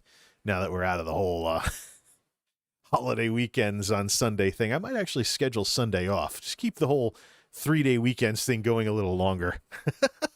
I can also borrow up to 2 weeks at time before June as well, if I really wanted to. See if I don't work a Sunday again for months. Anyways, we'll go to church if you're going to do that. Still night shift. Could go to either a Catholic mass or a Baptist service on Saturday nights. And fit the schedule. They keep screwing up in terms of actually getting out there, plus COVID. Anyways, yeah, so TikTok's not that bad of a place, especially with how aggressive they are in trying to promote people. So they get some wholesome moment instead of some stupid-ass TikTok challenge. Of course they'd be nice with the algorithms on that one. TikTok is known for so many bad things. I have no clue, he says. All I know is Asmongold, says Dan, regarding the Twitch thing earlier. But the thing, too, also TikTok pushes things in front of you. You're scrolling through a feed. Okay, here's this person, here's that person, etc. And YouTube liked it enough to go after it with YouTube Shorts. So as far as NateBosa is concerned, I think he should. The big issue I have with his style is he comes across as so desperate to be a Twitch streamer. Like he's doing all the memes and all the internals like, that's so pog champ, dude, how you doing? It's like, I've never seen somebody so histrionic as a streamer. Like, I want to be a streamer, please. He really needs to be himself and have fun, because he's a mellow guy when he is himself having fun. No. And I think he should get his mom back involved in the streams again. That's what was so cute, and that's what got him the views, not what he's doing by himself. It's cool to see. It's like, and this is another thing I'm thinking about too. You know those memes where the dad walks into the room where the kid's playing the video games on the computer, and he's like, "Are you winning, son?" This is like the friendly mom equivalent of that. And his mom, by the way, has the charisma. She's probably my age, by the way. This guy's really young. His mom's probably like my age or a little older, maybe a little younger, who knows. His mom has the charisma to be a YouTuber. I don't know if she's ever thought of that, but she definitely, if she can find a topic to make videos about, I would subscribe to her channel. She's obviously really cool and really likes her kid. So her son's pretty cool too. So yeah, he's a cool guy. You know, been watching his streams, even though there's a bit of a generation gap. Though I don't get some of the Zoomer jokes and the obsession with W's and L's, but it's kind of cool. Plus, fellow New England represent. I just hope he doesn't get bummed out by the 15 minutes of fame thing. But streaming and secondary channels elsewhere, you should probably take content creation outside of streaming more seriously if you want to get better results. But that goes for everybody. That's why we're talking about this, because I think 2023 is the year when the Twitch skid starts to have lots of effects. Streamers become turbulent, the old guard starts to collapse, and the shakeout may cause some people to grow while the platform itself is seeing its audience shrink. Let me check out Just Kath, because Just Kath has been a total trooper, and I think we can take this out of dark mode. Let me check out Just Kath, because she's really been she's been a trooper lately, and I've been seeing some higher numbers from her. She used to be mid-hundreds. Now she's high hundreds, right in the middle of the shakeout period. Oh, yeah. It's nothing but up for her. You remember when I was talking about content creators finding their own voice and carving their own path? Here's what I'm talking about. Keth had all those streamers doing never-ending collabs in Thailand, but she's actually from Thailand. Couple of dips here and there, but by and large a positive trend. What about 365 days? Have the effects of the Twitch skid hit her yet? She doesn't hardly have any YouTube presence either, by the way. Nope. She's trending positive for the year. She's trending positive for the year. And the other cool thing is, because she's from Thailand, if you're from the West, the exchange rate between the US dollar and the Thai baht fundamentally means that she's getting a nice amount of the local currency, even though you're only doing like $5 a month for that kind of stuff. She's really cool for IRL. Some people might not like her style because she can whine a bit from time to time, but she's cool with that type of stuff. But I've been watching things get better for her, so she's another streamer who's been finding ways to grow, and this is the other way to do it. Stay focused, just keep doing stuff, and just keep doing what you're doing when everyone else is getting nervous about what's going on with the platform. I also like that she's a smartass. She has a little bit of sass to what she does, and that's something that's kind of mandatory for me nowadays.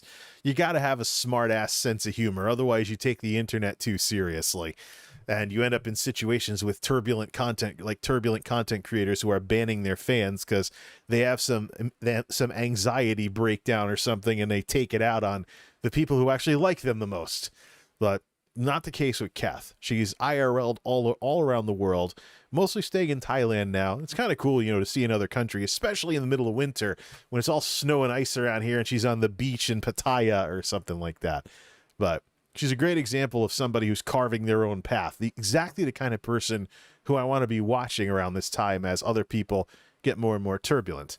As opposed to, let's go 365 for Tyongi. Some of you more astute people may have noticed I've kind of removed Tyongi from the recommended channels. I think, well, she trended positive for the past 365 days too, but I think she needs to go in Hot Chubby's direction and become more of a content creator than a streamer in 2023. She has a turbulent streak to her where she gets upset about the state of her stream and stuff like that. truth of the matter is, with her, she is where she is because she had her big break over on Ginny's stream. She collabed with Ginny. People liked her, and they've stuck around ever since. But she's had issues along the way. Sometimes she's even tried to change the story of how she got to where she is. But I think she's probably, similar to Hachu, she's probably in a position where if she does more of a mix of things, it'll probably work out better than stream grinding. The Hachu's kind of flat for the year. But she has, I don't really, the stream thing, who cares? Because she has a very robust YouTube presence. And she also has that business she's running with her family and stuff. So, yay, she gets caught up in Twitch's skid a bit. But the Twitch, at some point, you know, the Twitch side of it becomes irrelevant. Because you're involved in so many other places, and people can know you from lots of other places as well, that it doesn't really matter as much because you've diversified so much. That's where I think the direction Kyungi should go in. All right, is that everything we want to talk about with regards to the state of Twitch streamers? I think it is. We can, what are we at, 356? I wonder if I can, might be up late, but things are quiet at the 9 to 5, so if I don't get as much sleep because I'm up past sunrise doing reactions to various multimedia meta videos, then we'll just check it out that way. All right, let's close this out, switch off to Firefox and link up to Firefox. How's the Brownville food pantry for deer doing? Let's see. Oh, look at the deer. Well, let's link up. Make sure we don't link it up to live control room. There we go. Oh, look at the deer. Get rid of the chat. We don't need to see the chat on here. Aw. Set up react mode with this. Are we set up for react mode? Nah, reaction mode needs to be tweaked a little. All right, let's see here. Enjoy the deer. Let's see here. We want to set this up so it doesn't, because this is from a different sized thing that we were doing earlier. So let's see here. This is Brownville's food pantry for deer, based out of Brownville, Maine. Not for profit. They run off of donations, and they support the local, there we go, and they support the local deer population in the middle of winter by feeding them, and it's cute as all heck to watch. Highly recommend you sub to them on YouTube.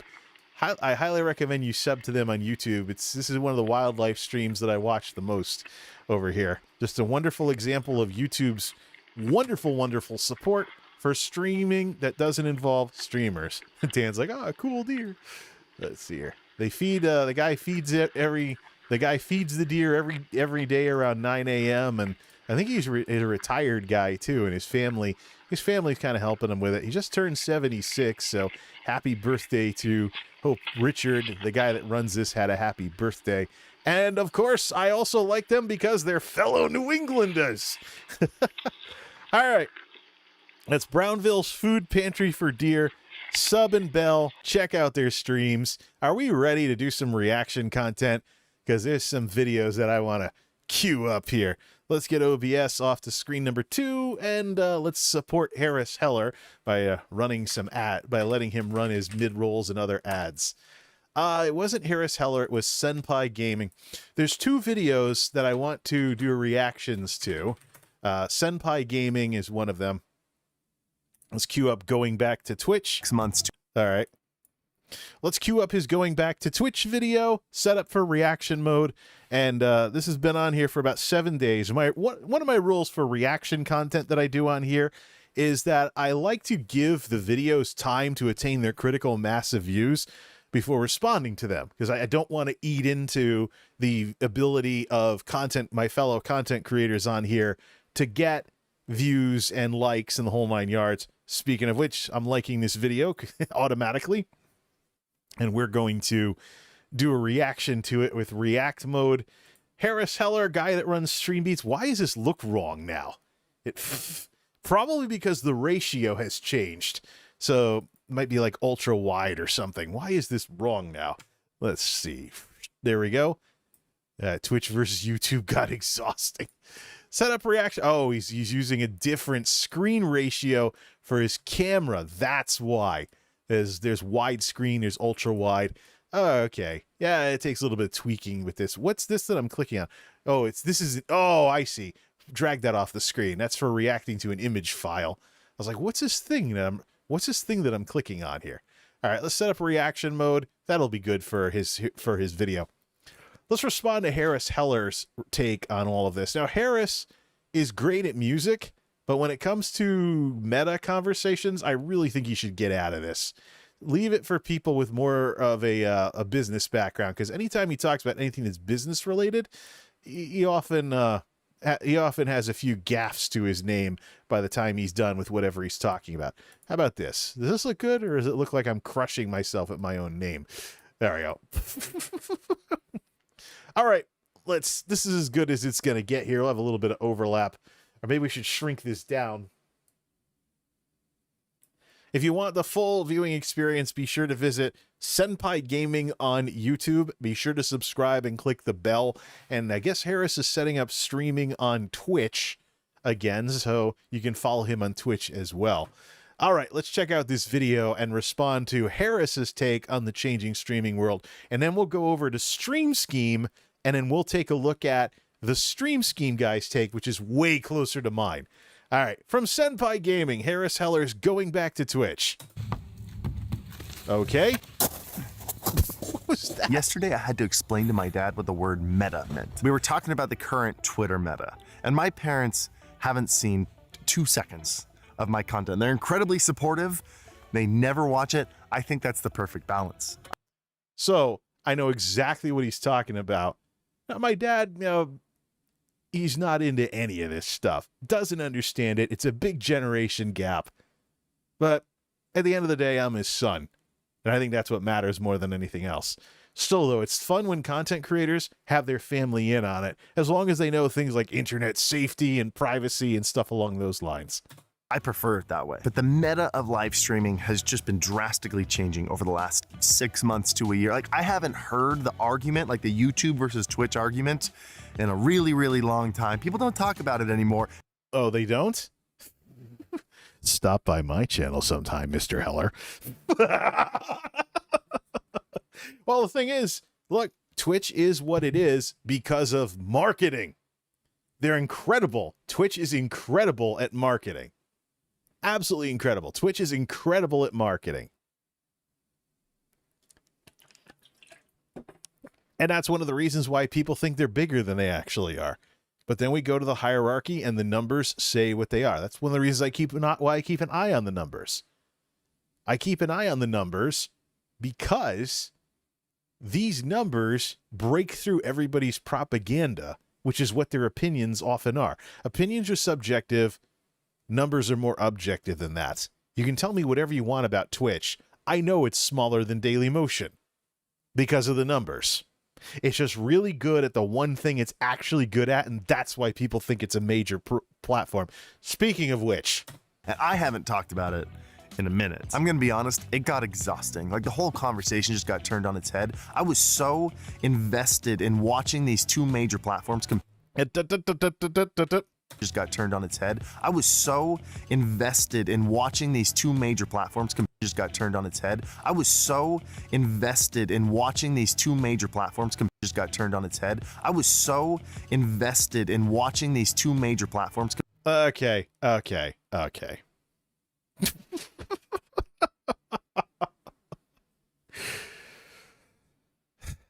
This is the part where this is the gaffe right here. I realize I've backed it up enough times that it's like a YouTube poop. Remember those? Twitch is not a major platform. They're just really good at marketing. They're down there on the hierarchy, smaller than Dailymotion. If you can take Twitch seriously and call it a major platform, you should do the same with Dailymotion, despite all the decisions that Vivendi has made that have kind of turned it niche for commercial content over the past couple of years. No.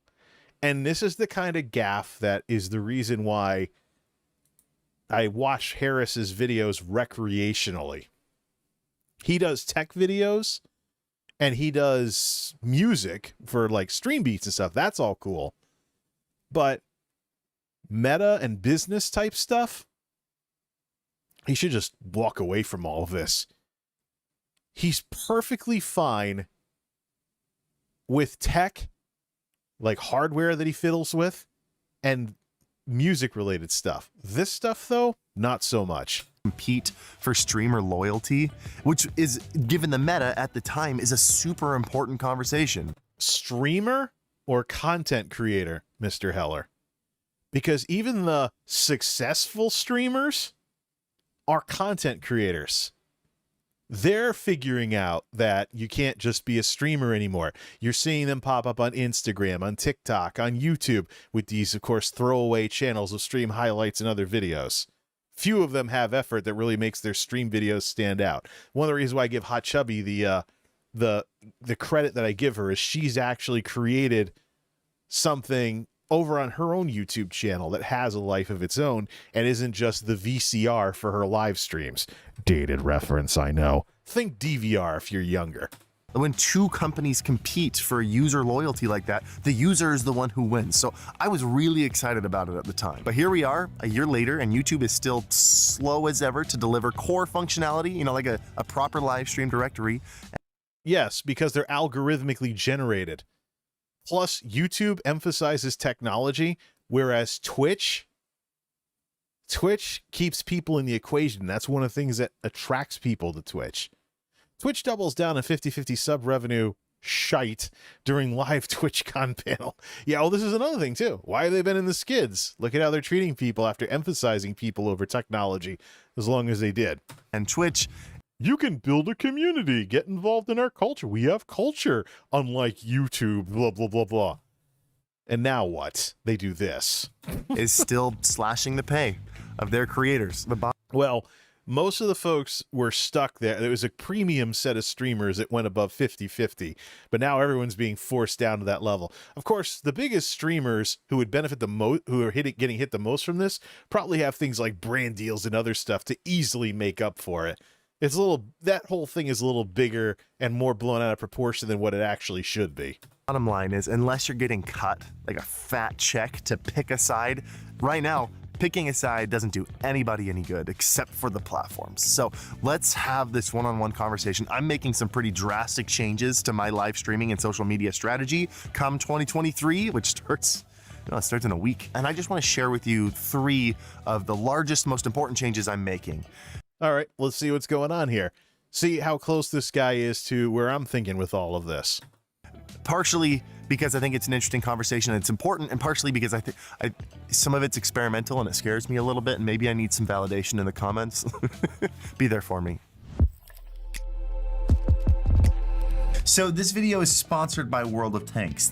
World of Tanks, sponsored by World of Tanks, the tank game that you've probably heard about over on social media.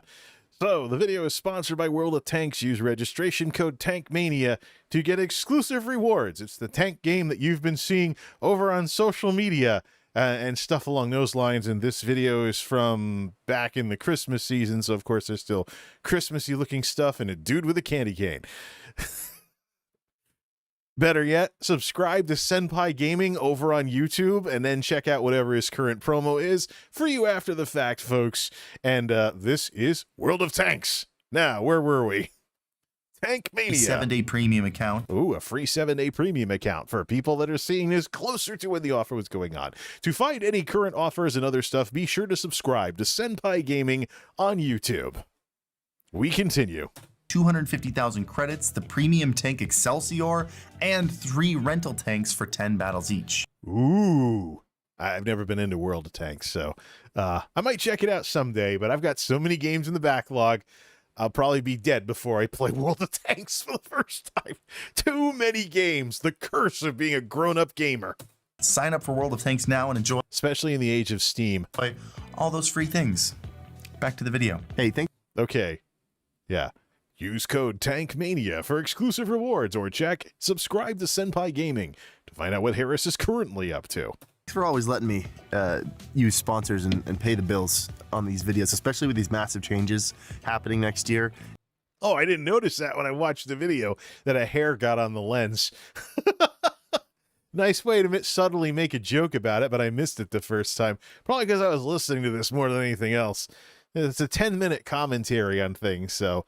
very old school YouTube. I like how Harris kind of goes to the old school format for well, the non-sponsored part of the video.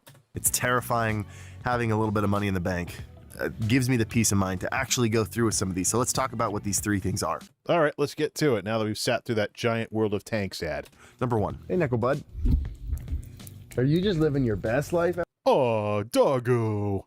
I understand calling a dog a doggo makes me a millennial instead of a zoomer. I don't know. Out here? This is my parents' ranch, by the way. They live out in the middle of BFE, and look at this. Like, can you see horses over there? Yeah, they live out in the middle of nowhere, just like my folks do. More so than I do. Anyways. You see them? There are horses over there. Nay, nay. Wap, wap, wap, wap. Hey, I'm old enough to tell dad jokes. I'm going to tell some dad jokes from time to time. I'm sleeping next to horses. You need something, bud? Biggest change number 1. This will be the least surprising to all of you. You've probably heard it everywhere for months, maybe a year now. YouTube Shorts. Okay. YouTube Shorts, the thing people don't know what to do with. Bit of a generation gap. Because older folks like myself are like, what the heck's TikTok for? I got to figure out what to do with YouTube Shorts. I think, if I'm doing chat videos, something shorter that responds to a quick issue, set up a template for that. Use the streaming software, convert it to 9:16, especially when I have these gaps between videos and stuff when I'm not streaming.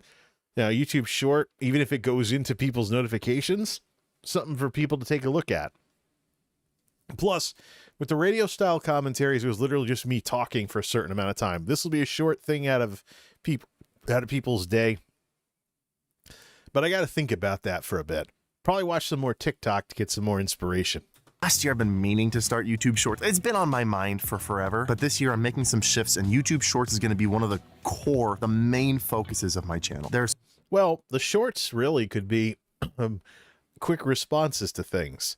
You just have to be able to mass produce them pretty easily.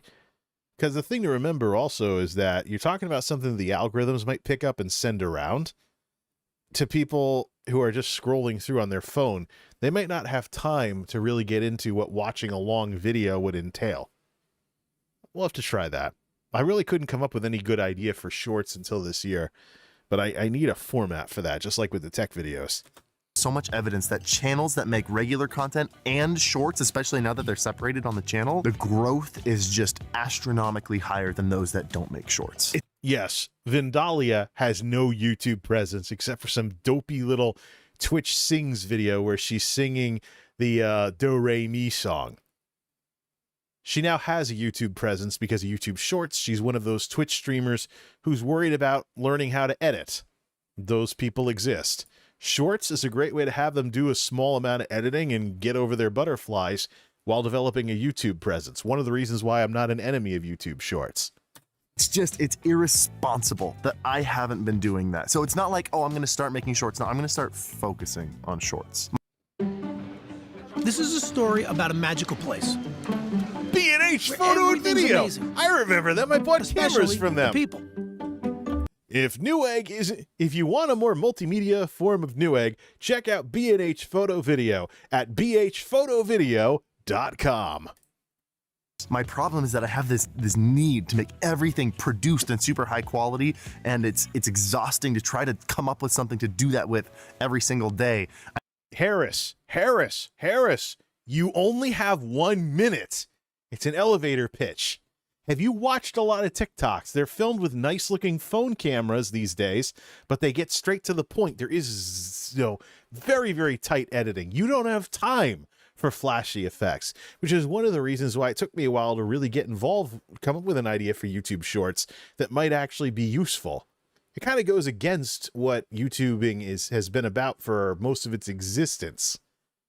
But short form has a place, especially when it comes to new people finding out about you, because this is the most dense thing out there in terms of you can spend 5 minutes and be introduced to a ton of creators versus good luck doing that flipping around streams, especially with Twitch's unskippable ads these days. I need to stop doing that. I need to make something every day. I've got some ideas. I want to try some stuff. I think it could be fun. I'll probably Make it if you're inspired to. Nothing tanks a YouTube channel like stuff that's uninspired, that's only there to fill in a schedule. It's why 15 plus years later, I have never done that. I've never committed to it. I'm not going to commit to it. If people don't watch me because of that, sorry. I'm kind of old-fashioned. I go back to the day when YouTube really was about you, and your inspiration is why you made videos. And videos were better back then because people weren't fulfilling, you know, contractual obligations and crap. We saw the warning signs of this with AVGN having to do 2 AVGN episodes a month for Screw Attack, and he got burnt out on it. Fail, so please don't call me out if I don't do it every day, but that's the goal. It's not a failure. It's called being a human being. And the human side of content creation is what built YouTube. The commercial crap and the other stuff came later. A short every day. Change number 2, driving a unique niche. Like what? I need to say that in better words. But I've spent more time than I like to admit trying to figure out what the Harris Heller channel really is, what it's about. The personal, not the Senpai Gaming channel. We all know what that is. Not this channel. My personal channel, the one I stream on. It's about you. End of story. YouTube began as a personal recreational thing for anybody who'd make a channel. Channels are associated with people. You have hobbies, interests, you take trips, whatever. You're not going to fit I hate to break it to Harris or anybody. You're not a brand. There's all this talk about personal branding, but brands have all the baggage of the whole marketing associated with them. If you're just being yourself, you're probably not going to be a brand. You're going to be a person. And some people are looking for real, believable people to watch videos for. It's why there are very simplistic formats like farm tubers and stuff, where farmers take their smartphones out. Well, today we're going to milk the cows and plant the corn, and they get views on it. Because some people just want simple stuff like that. It's over on Twitch, where you have this culture where you must always be a brand, you must always be a personality, you can never ever deviate from it, and you always got to be live all the time.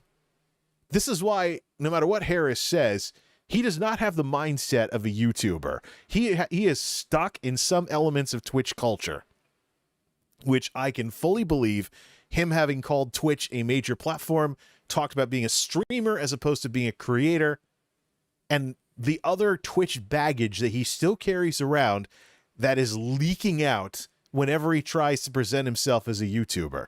Look, I don't agree with Asmongold. There is a big cultural difference between Twitch streamers and YouTubers, and you have to understand that and pick a side. There is no pretending this divide doesn't exist, because it does. I like to make videos on that channel, but I didn't know what the channel was for a long time. Just be yourself. The Audio Slave song from 2005, Be Yourself is all that you can do. It'll be a breath of fresh air in today's world of overproduced corporate-style videos. There's SOPs on YouTube nowadays. How does that jive with broadcasting yourself? I feel like this is a big one for everyone. When you're trying to figure out what your channel should be about, you have to ask yourself 3 questions. And the questions are, what am I good at? No, this is all kind of self-discovery here. What niche can I stand out in? Okay, Devin Nash. And what do I enjoy doing? Well, all 3 of those matter. And for me, that last one is the one that I've been ignoring for the last 2-3 years now. And the only content you ever stick with is the stuff you enjoy doing with this type of stuff. If you have a personal hobby recreational channel and you're not turning it into a job, which is the pitfall that so many full-time content creators make, and they wonder why they get miserable about stuff they used to enjoy, it's just you. Have fun. Who cares about optimization and going nuts about these things? If you don't like what it is you're doing, you will not stay involved in this. This is something we're going to see in 2023 with the continued skid of Twitch. We're going to see streamers out themselves as not really enjoying what it is that they do and having just rode the horse till it drops. Turbulent content creators, there will be people banning fans and having breakdowns on stream because of what's happening on the flip side of the pandemic bubble.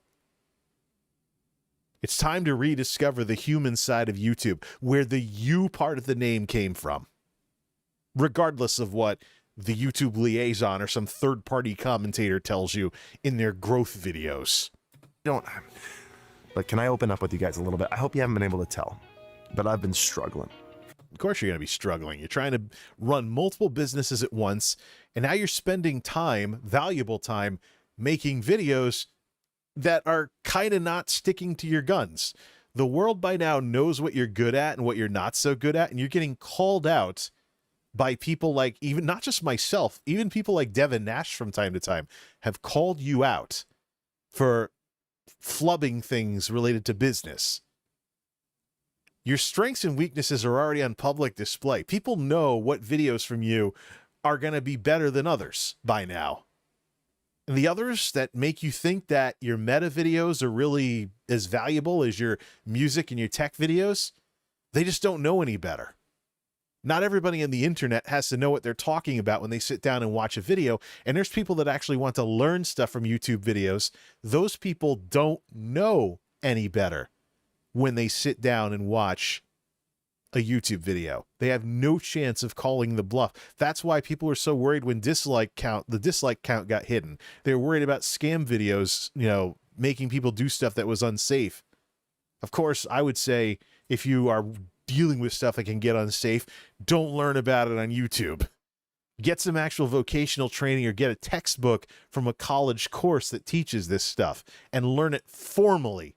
Don't rely on YouTube videos to patchwork together some informal knowledge base that has very important details missing.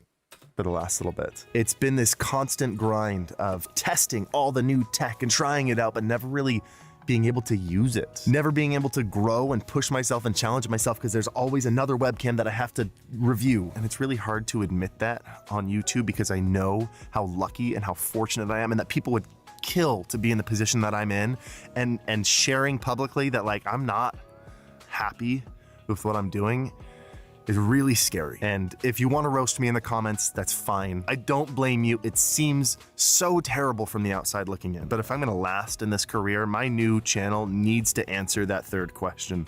It's a personal channel. It should be just what you want to do. Save the other stuff for Senpai Gaming and express yourself and who you are as a person on this personal channel. This is what happens when you go too far in the other direction. YouTube started out as what you want to do on this Harris Heller channel. It became what you're doing on Senpai Gaming. But that doesn't mean that the ability for you to just have a personal channel, who cares if it gets monetized, who cares if it goes anywhere, you're just having fun. This is the life part of work-life balance. Don't grind yourself to the bone here. Have fun sometime. Break up the monotony of work, work, work, work, like some kind of Warcraft peon. Something to doing? Anyways. A little bit better. This is also the reason I'm jumping back onto Twitch. That wasn't clickbait, by the way. You'll see me streaming on Twitch. Often, I don't know. Maybe I don't commit to something until I figure out how all these other changes commingle. Maybe you don't get monetized, so you're never subject to the affiliate clause.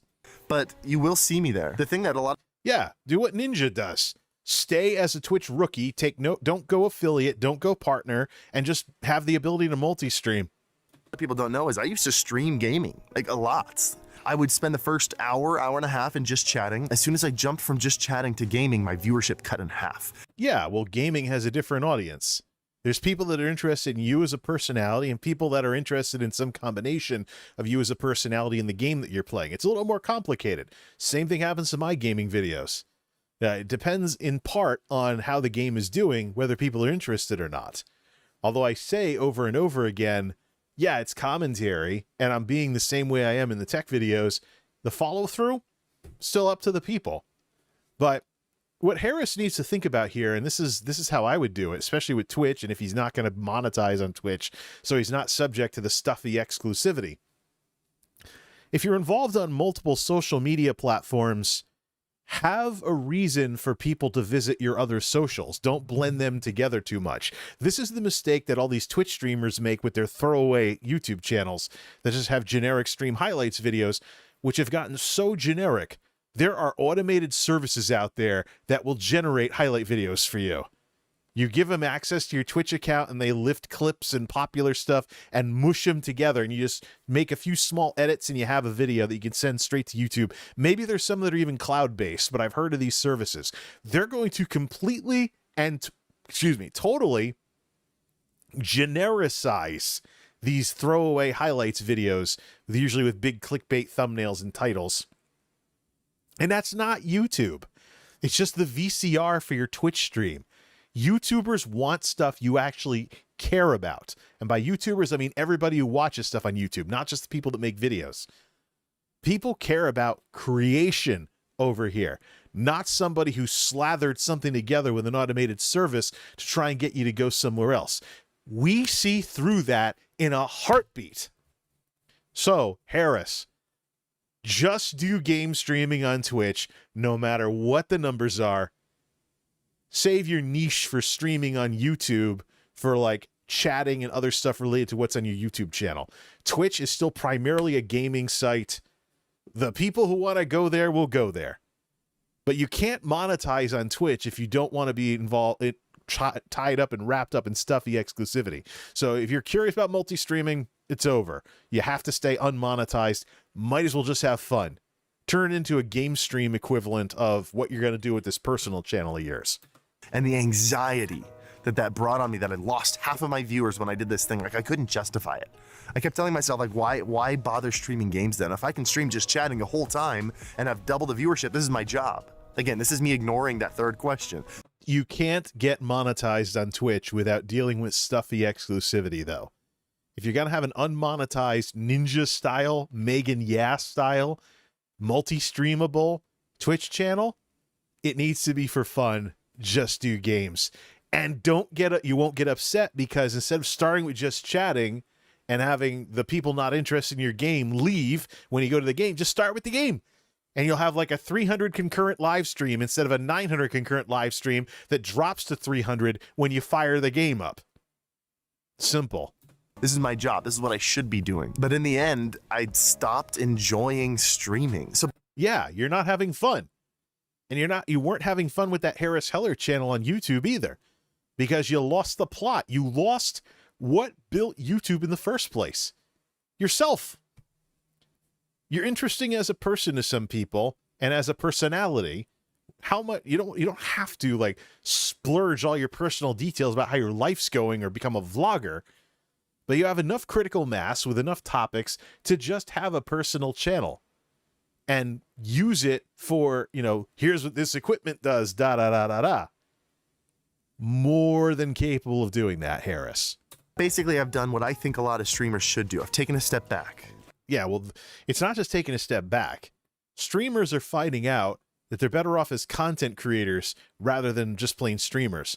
The era of the Twitch grind, I'm sure I can go to the Twitch subreddit and see people like, keep grinding, you'll get there someday. No. And when we react to the stream scheme video, we're going to see a commentator who really agrees with me on stuff. So it's not just some weird thing I do on my little YouTube channel. Reassessed what I want to do, reassessed what might work, and I found an opportunity. I'll be streaming on YouTube on the Harris Heller channel, stuff that fits with the Harris Heller brand, so that channel is a cohesive brand. You're not a brand, you're a person. You're not a brand, you're a person. If you want to have fun, you got to stick with what you're going to have fun with and stop worrying about all this business stuff. Your personality. Stop talking like this is some corporate crap. Save that for Senpai Gaming, which actually is an organization that has looked... This channel, whether Senpai Gaming or Alpha Gaming, has looked far too much like the Harris Heller channel throughout its existence because you haven't done a good enough job of splitting personal pursuits from business. It's time to do that. It's a cohesive niche. And then I'll be streaming on Twitch what I talk about on this channel. Niche them both down a little bit. Separate them a little Don't bother with that on Twitch. Just do games. bit. It feels right. I'm excited. And if we were to make this about you here for a second. And Fred Smith here told us the B&H photo helped change his... Hey, the algorithm's working, though. Harris does AV equipment type stuff, and I'm getting ads for B&H. This is very... Good job, YouTube, on your ad algorithms. Folks, B&H Photo Video provides lots of wonderful audiovisual equipment and some tech equipment as well. Be sure to... They're based out of New York, And they are basically the Newegg for AV geeks. I have been just as happy with a lot of their services as I have with Newegg.com over the years, have bought multiple cameras from them, even some computer equipment, and highly recommend them. Check them out at bhphotovideo.com. Life. Fred, tell us your story. And you, I'm speaking with a very generalized term here. One of the biggest things that I see a lot of streamers, a mistake that I see them make, is they don't ask the second question, which is, what was it? I forgot what it was. Oh, what niche can I stand out in? There are a lot of streamers making a lot of the same kind of content as everybody else. The minute you ask yourself, you're talking about niches, you're talking about brands. You're no longer talking about yourself or even who you are as a personality. Of course, it's good to not try and make videos about everything for everyone because you're never going to please everyone. But pick some things, put it together, and have a presence somewhere as a personality. But when you start talking about, is my channel too wide? You're thinking corporate stuff now. You might as well just have a brand channel. I think it's worth taking a step back and asking what makes me stand out, what makes me unique, what's going to make someone follow me and be excited to click on my stream and watch my content. It's a personal thing. There's people that like you because of your hairdo. There's people that like you because you're handsome. There's people that saw you playing guitar somewhere, or there's people that like you because you have a nice family. You know, there's people that follow you on Twitter. You can't get away from the people side of this stuff no matter what you do. Ever. And don't forget who the audience is. Like we talked about before the break. Well, the one before the something fell over. A lot of people are coming to these platforms looking for something recreational. They might not be interested in stuff that reminds them of school or work, especially if they work in corporate America. We continue. You know, probably the hardest one to answer, but it's probably the most important one to answer too. Oh gosh, I thought that was a person over there. It was my dog. It freaked me out. But the biggest change number 3, that's probably going to surprise you because we've talked about it. We haven't talked about it in a while. And last time we talked about it, I had a completely different stance. But again, the meta is changing and it's always worth reevaluating. Don't always stick to your guns just because they're your guns. Be flexible. Be water. Be water, my friend. How long has it been since we've talked about multi-streaming? Or you've had commentators like Devin Nash sharply oppose you on multi-streaming, and yeah, you said that multi-streaming was a way of making yourself look desperate. It's not the way it works. Platforms have internal audiences that only use the platform that you're doing stuff on. It doesn't really matter if you send stuff around to multiple platforms. There will be people that don't overlap between them, and that's how you reach out to those people. But multi-streaming has its drawbacks. Different platforms, for example, ban for different reasons. You don't want a situation where you get banned on Twitch because of something that doesn't get you banned on YouTube, and now you're persona non grata and Twitch streamers can't talk about you. You're better off with what you were hinting at earlier, Mr. Heller. Every social media presence that you have needs to have a reason for people to go there. And that's what I have right now. I don't have, as far as I'm concerned, a successful presence on any platform unless it's unique and people have a reason to click to it. My YouTube channel needs to have character. My Twitter feed needs to have character. My Instagram needs to have character to it. People can't just see reruns of everything everywhere they go. There needs to be something interesting everywhere. And that's one of the reasons why I don't stream on Twitch.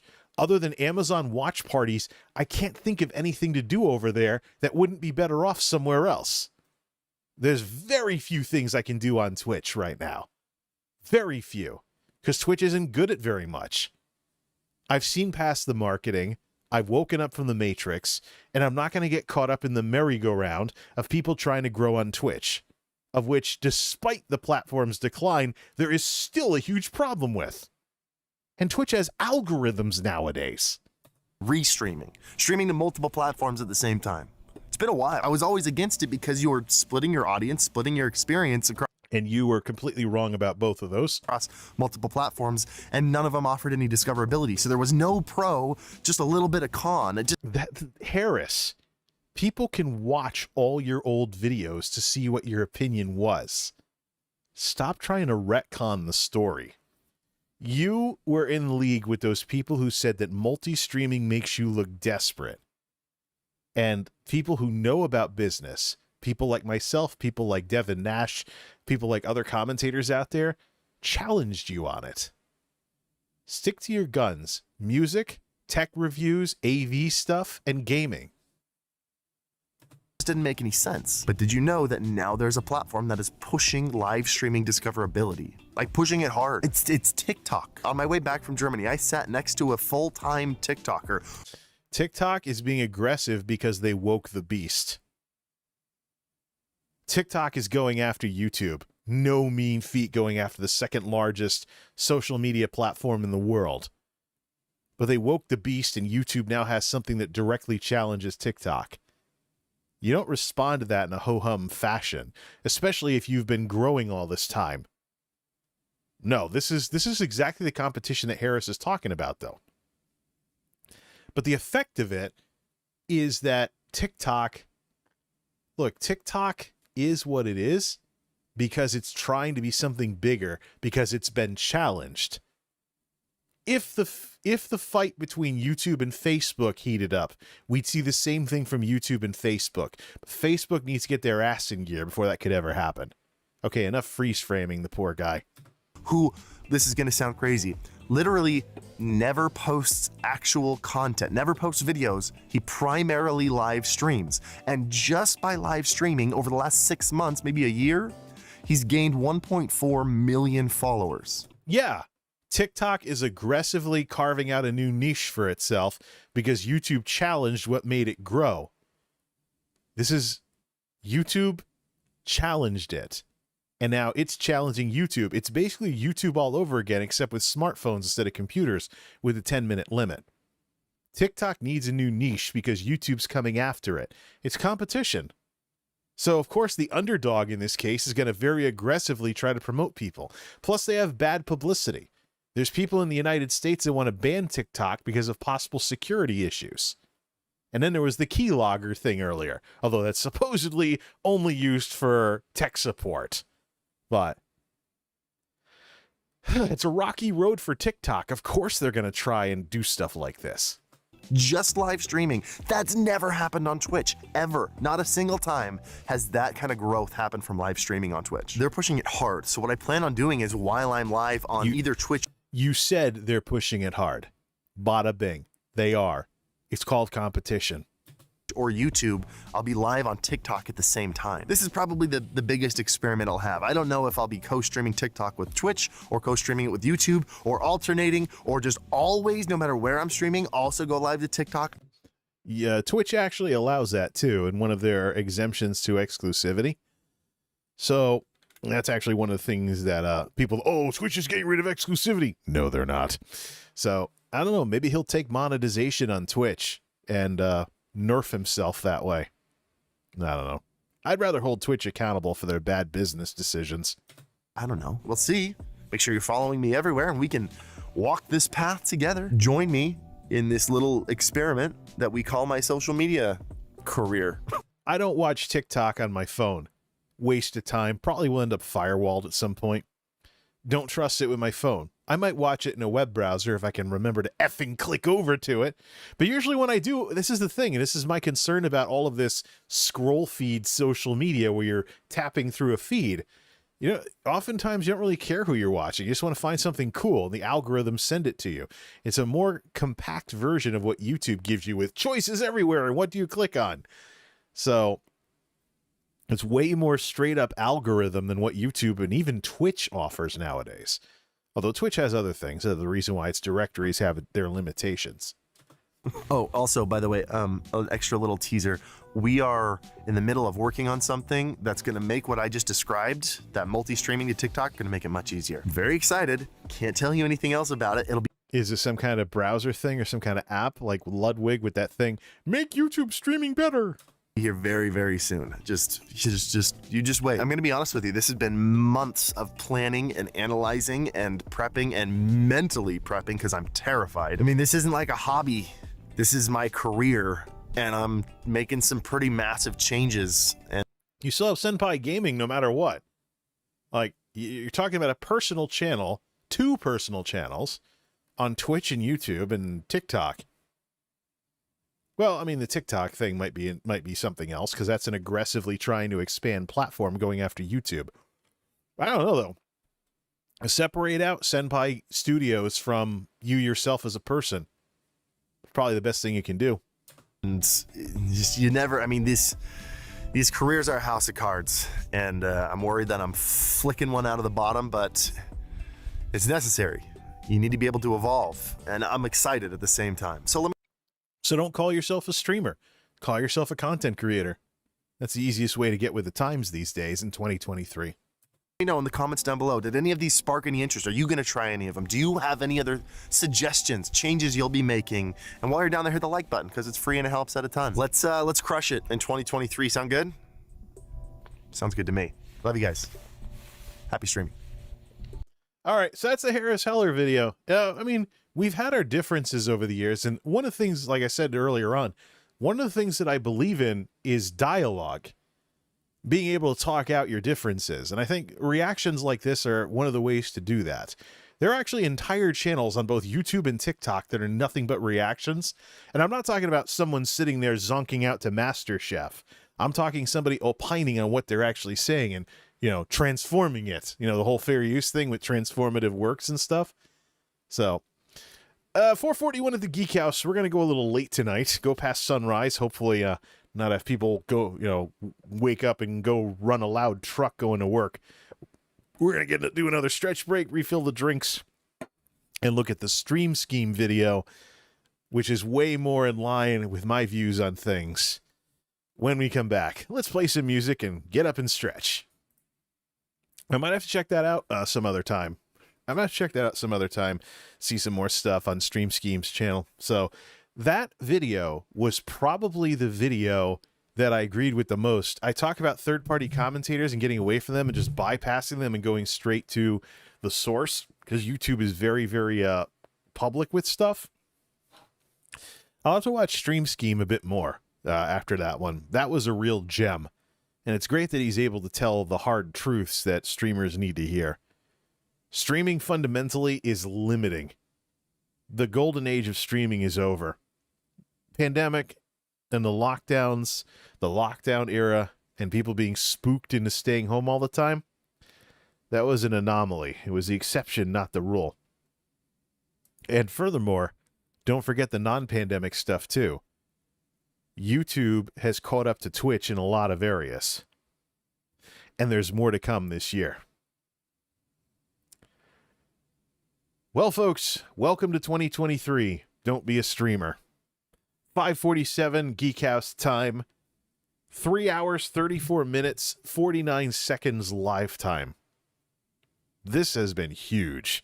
Too big for me to do the clickable program guide right now. Probably, I have to go to bed early, night shift tomorrow night. So I'll probably work on the clickable program guide while catching up on everything. But yeah, time to get back into videos. Time to use videos for what they're good at. Get some shorts involved and stuff along those lines. But if you're calling yourself a streamer at this point, you're limiting yourself. Be a content creator rather than a streamer. The term streamer will be meaning something very shortly that it didn't mean 2-3 years ago. People are waking up to it. And even those successful streamers you watch have already made the transition. So they're not telling you the whole story when they still call themselves a streamer these days, because they're diversifying too. Let's get some sleep, darn it. Till next time, this is MultimediaJay signing off. Thanks for stopping by.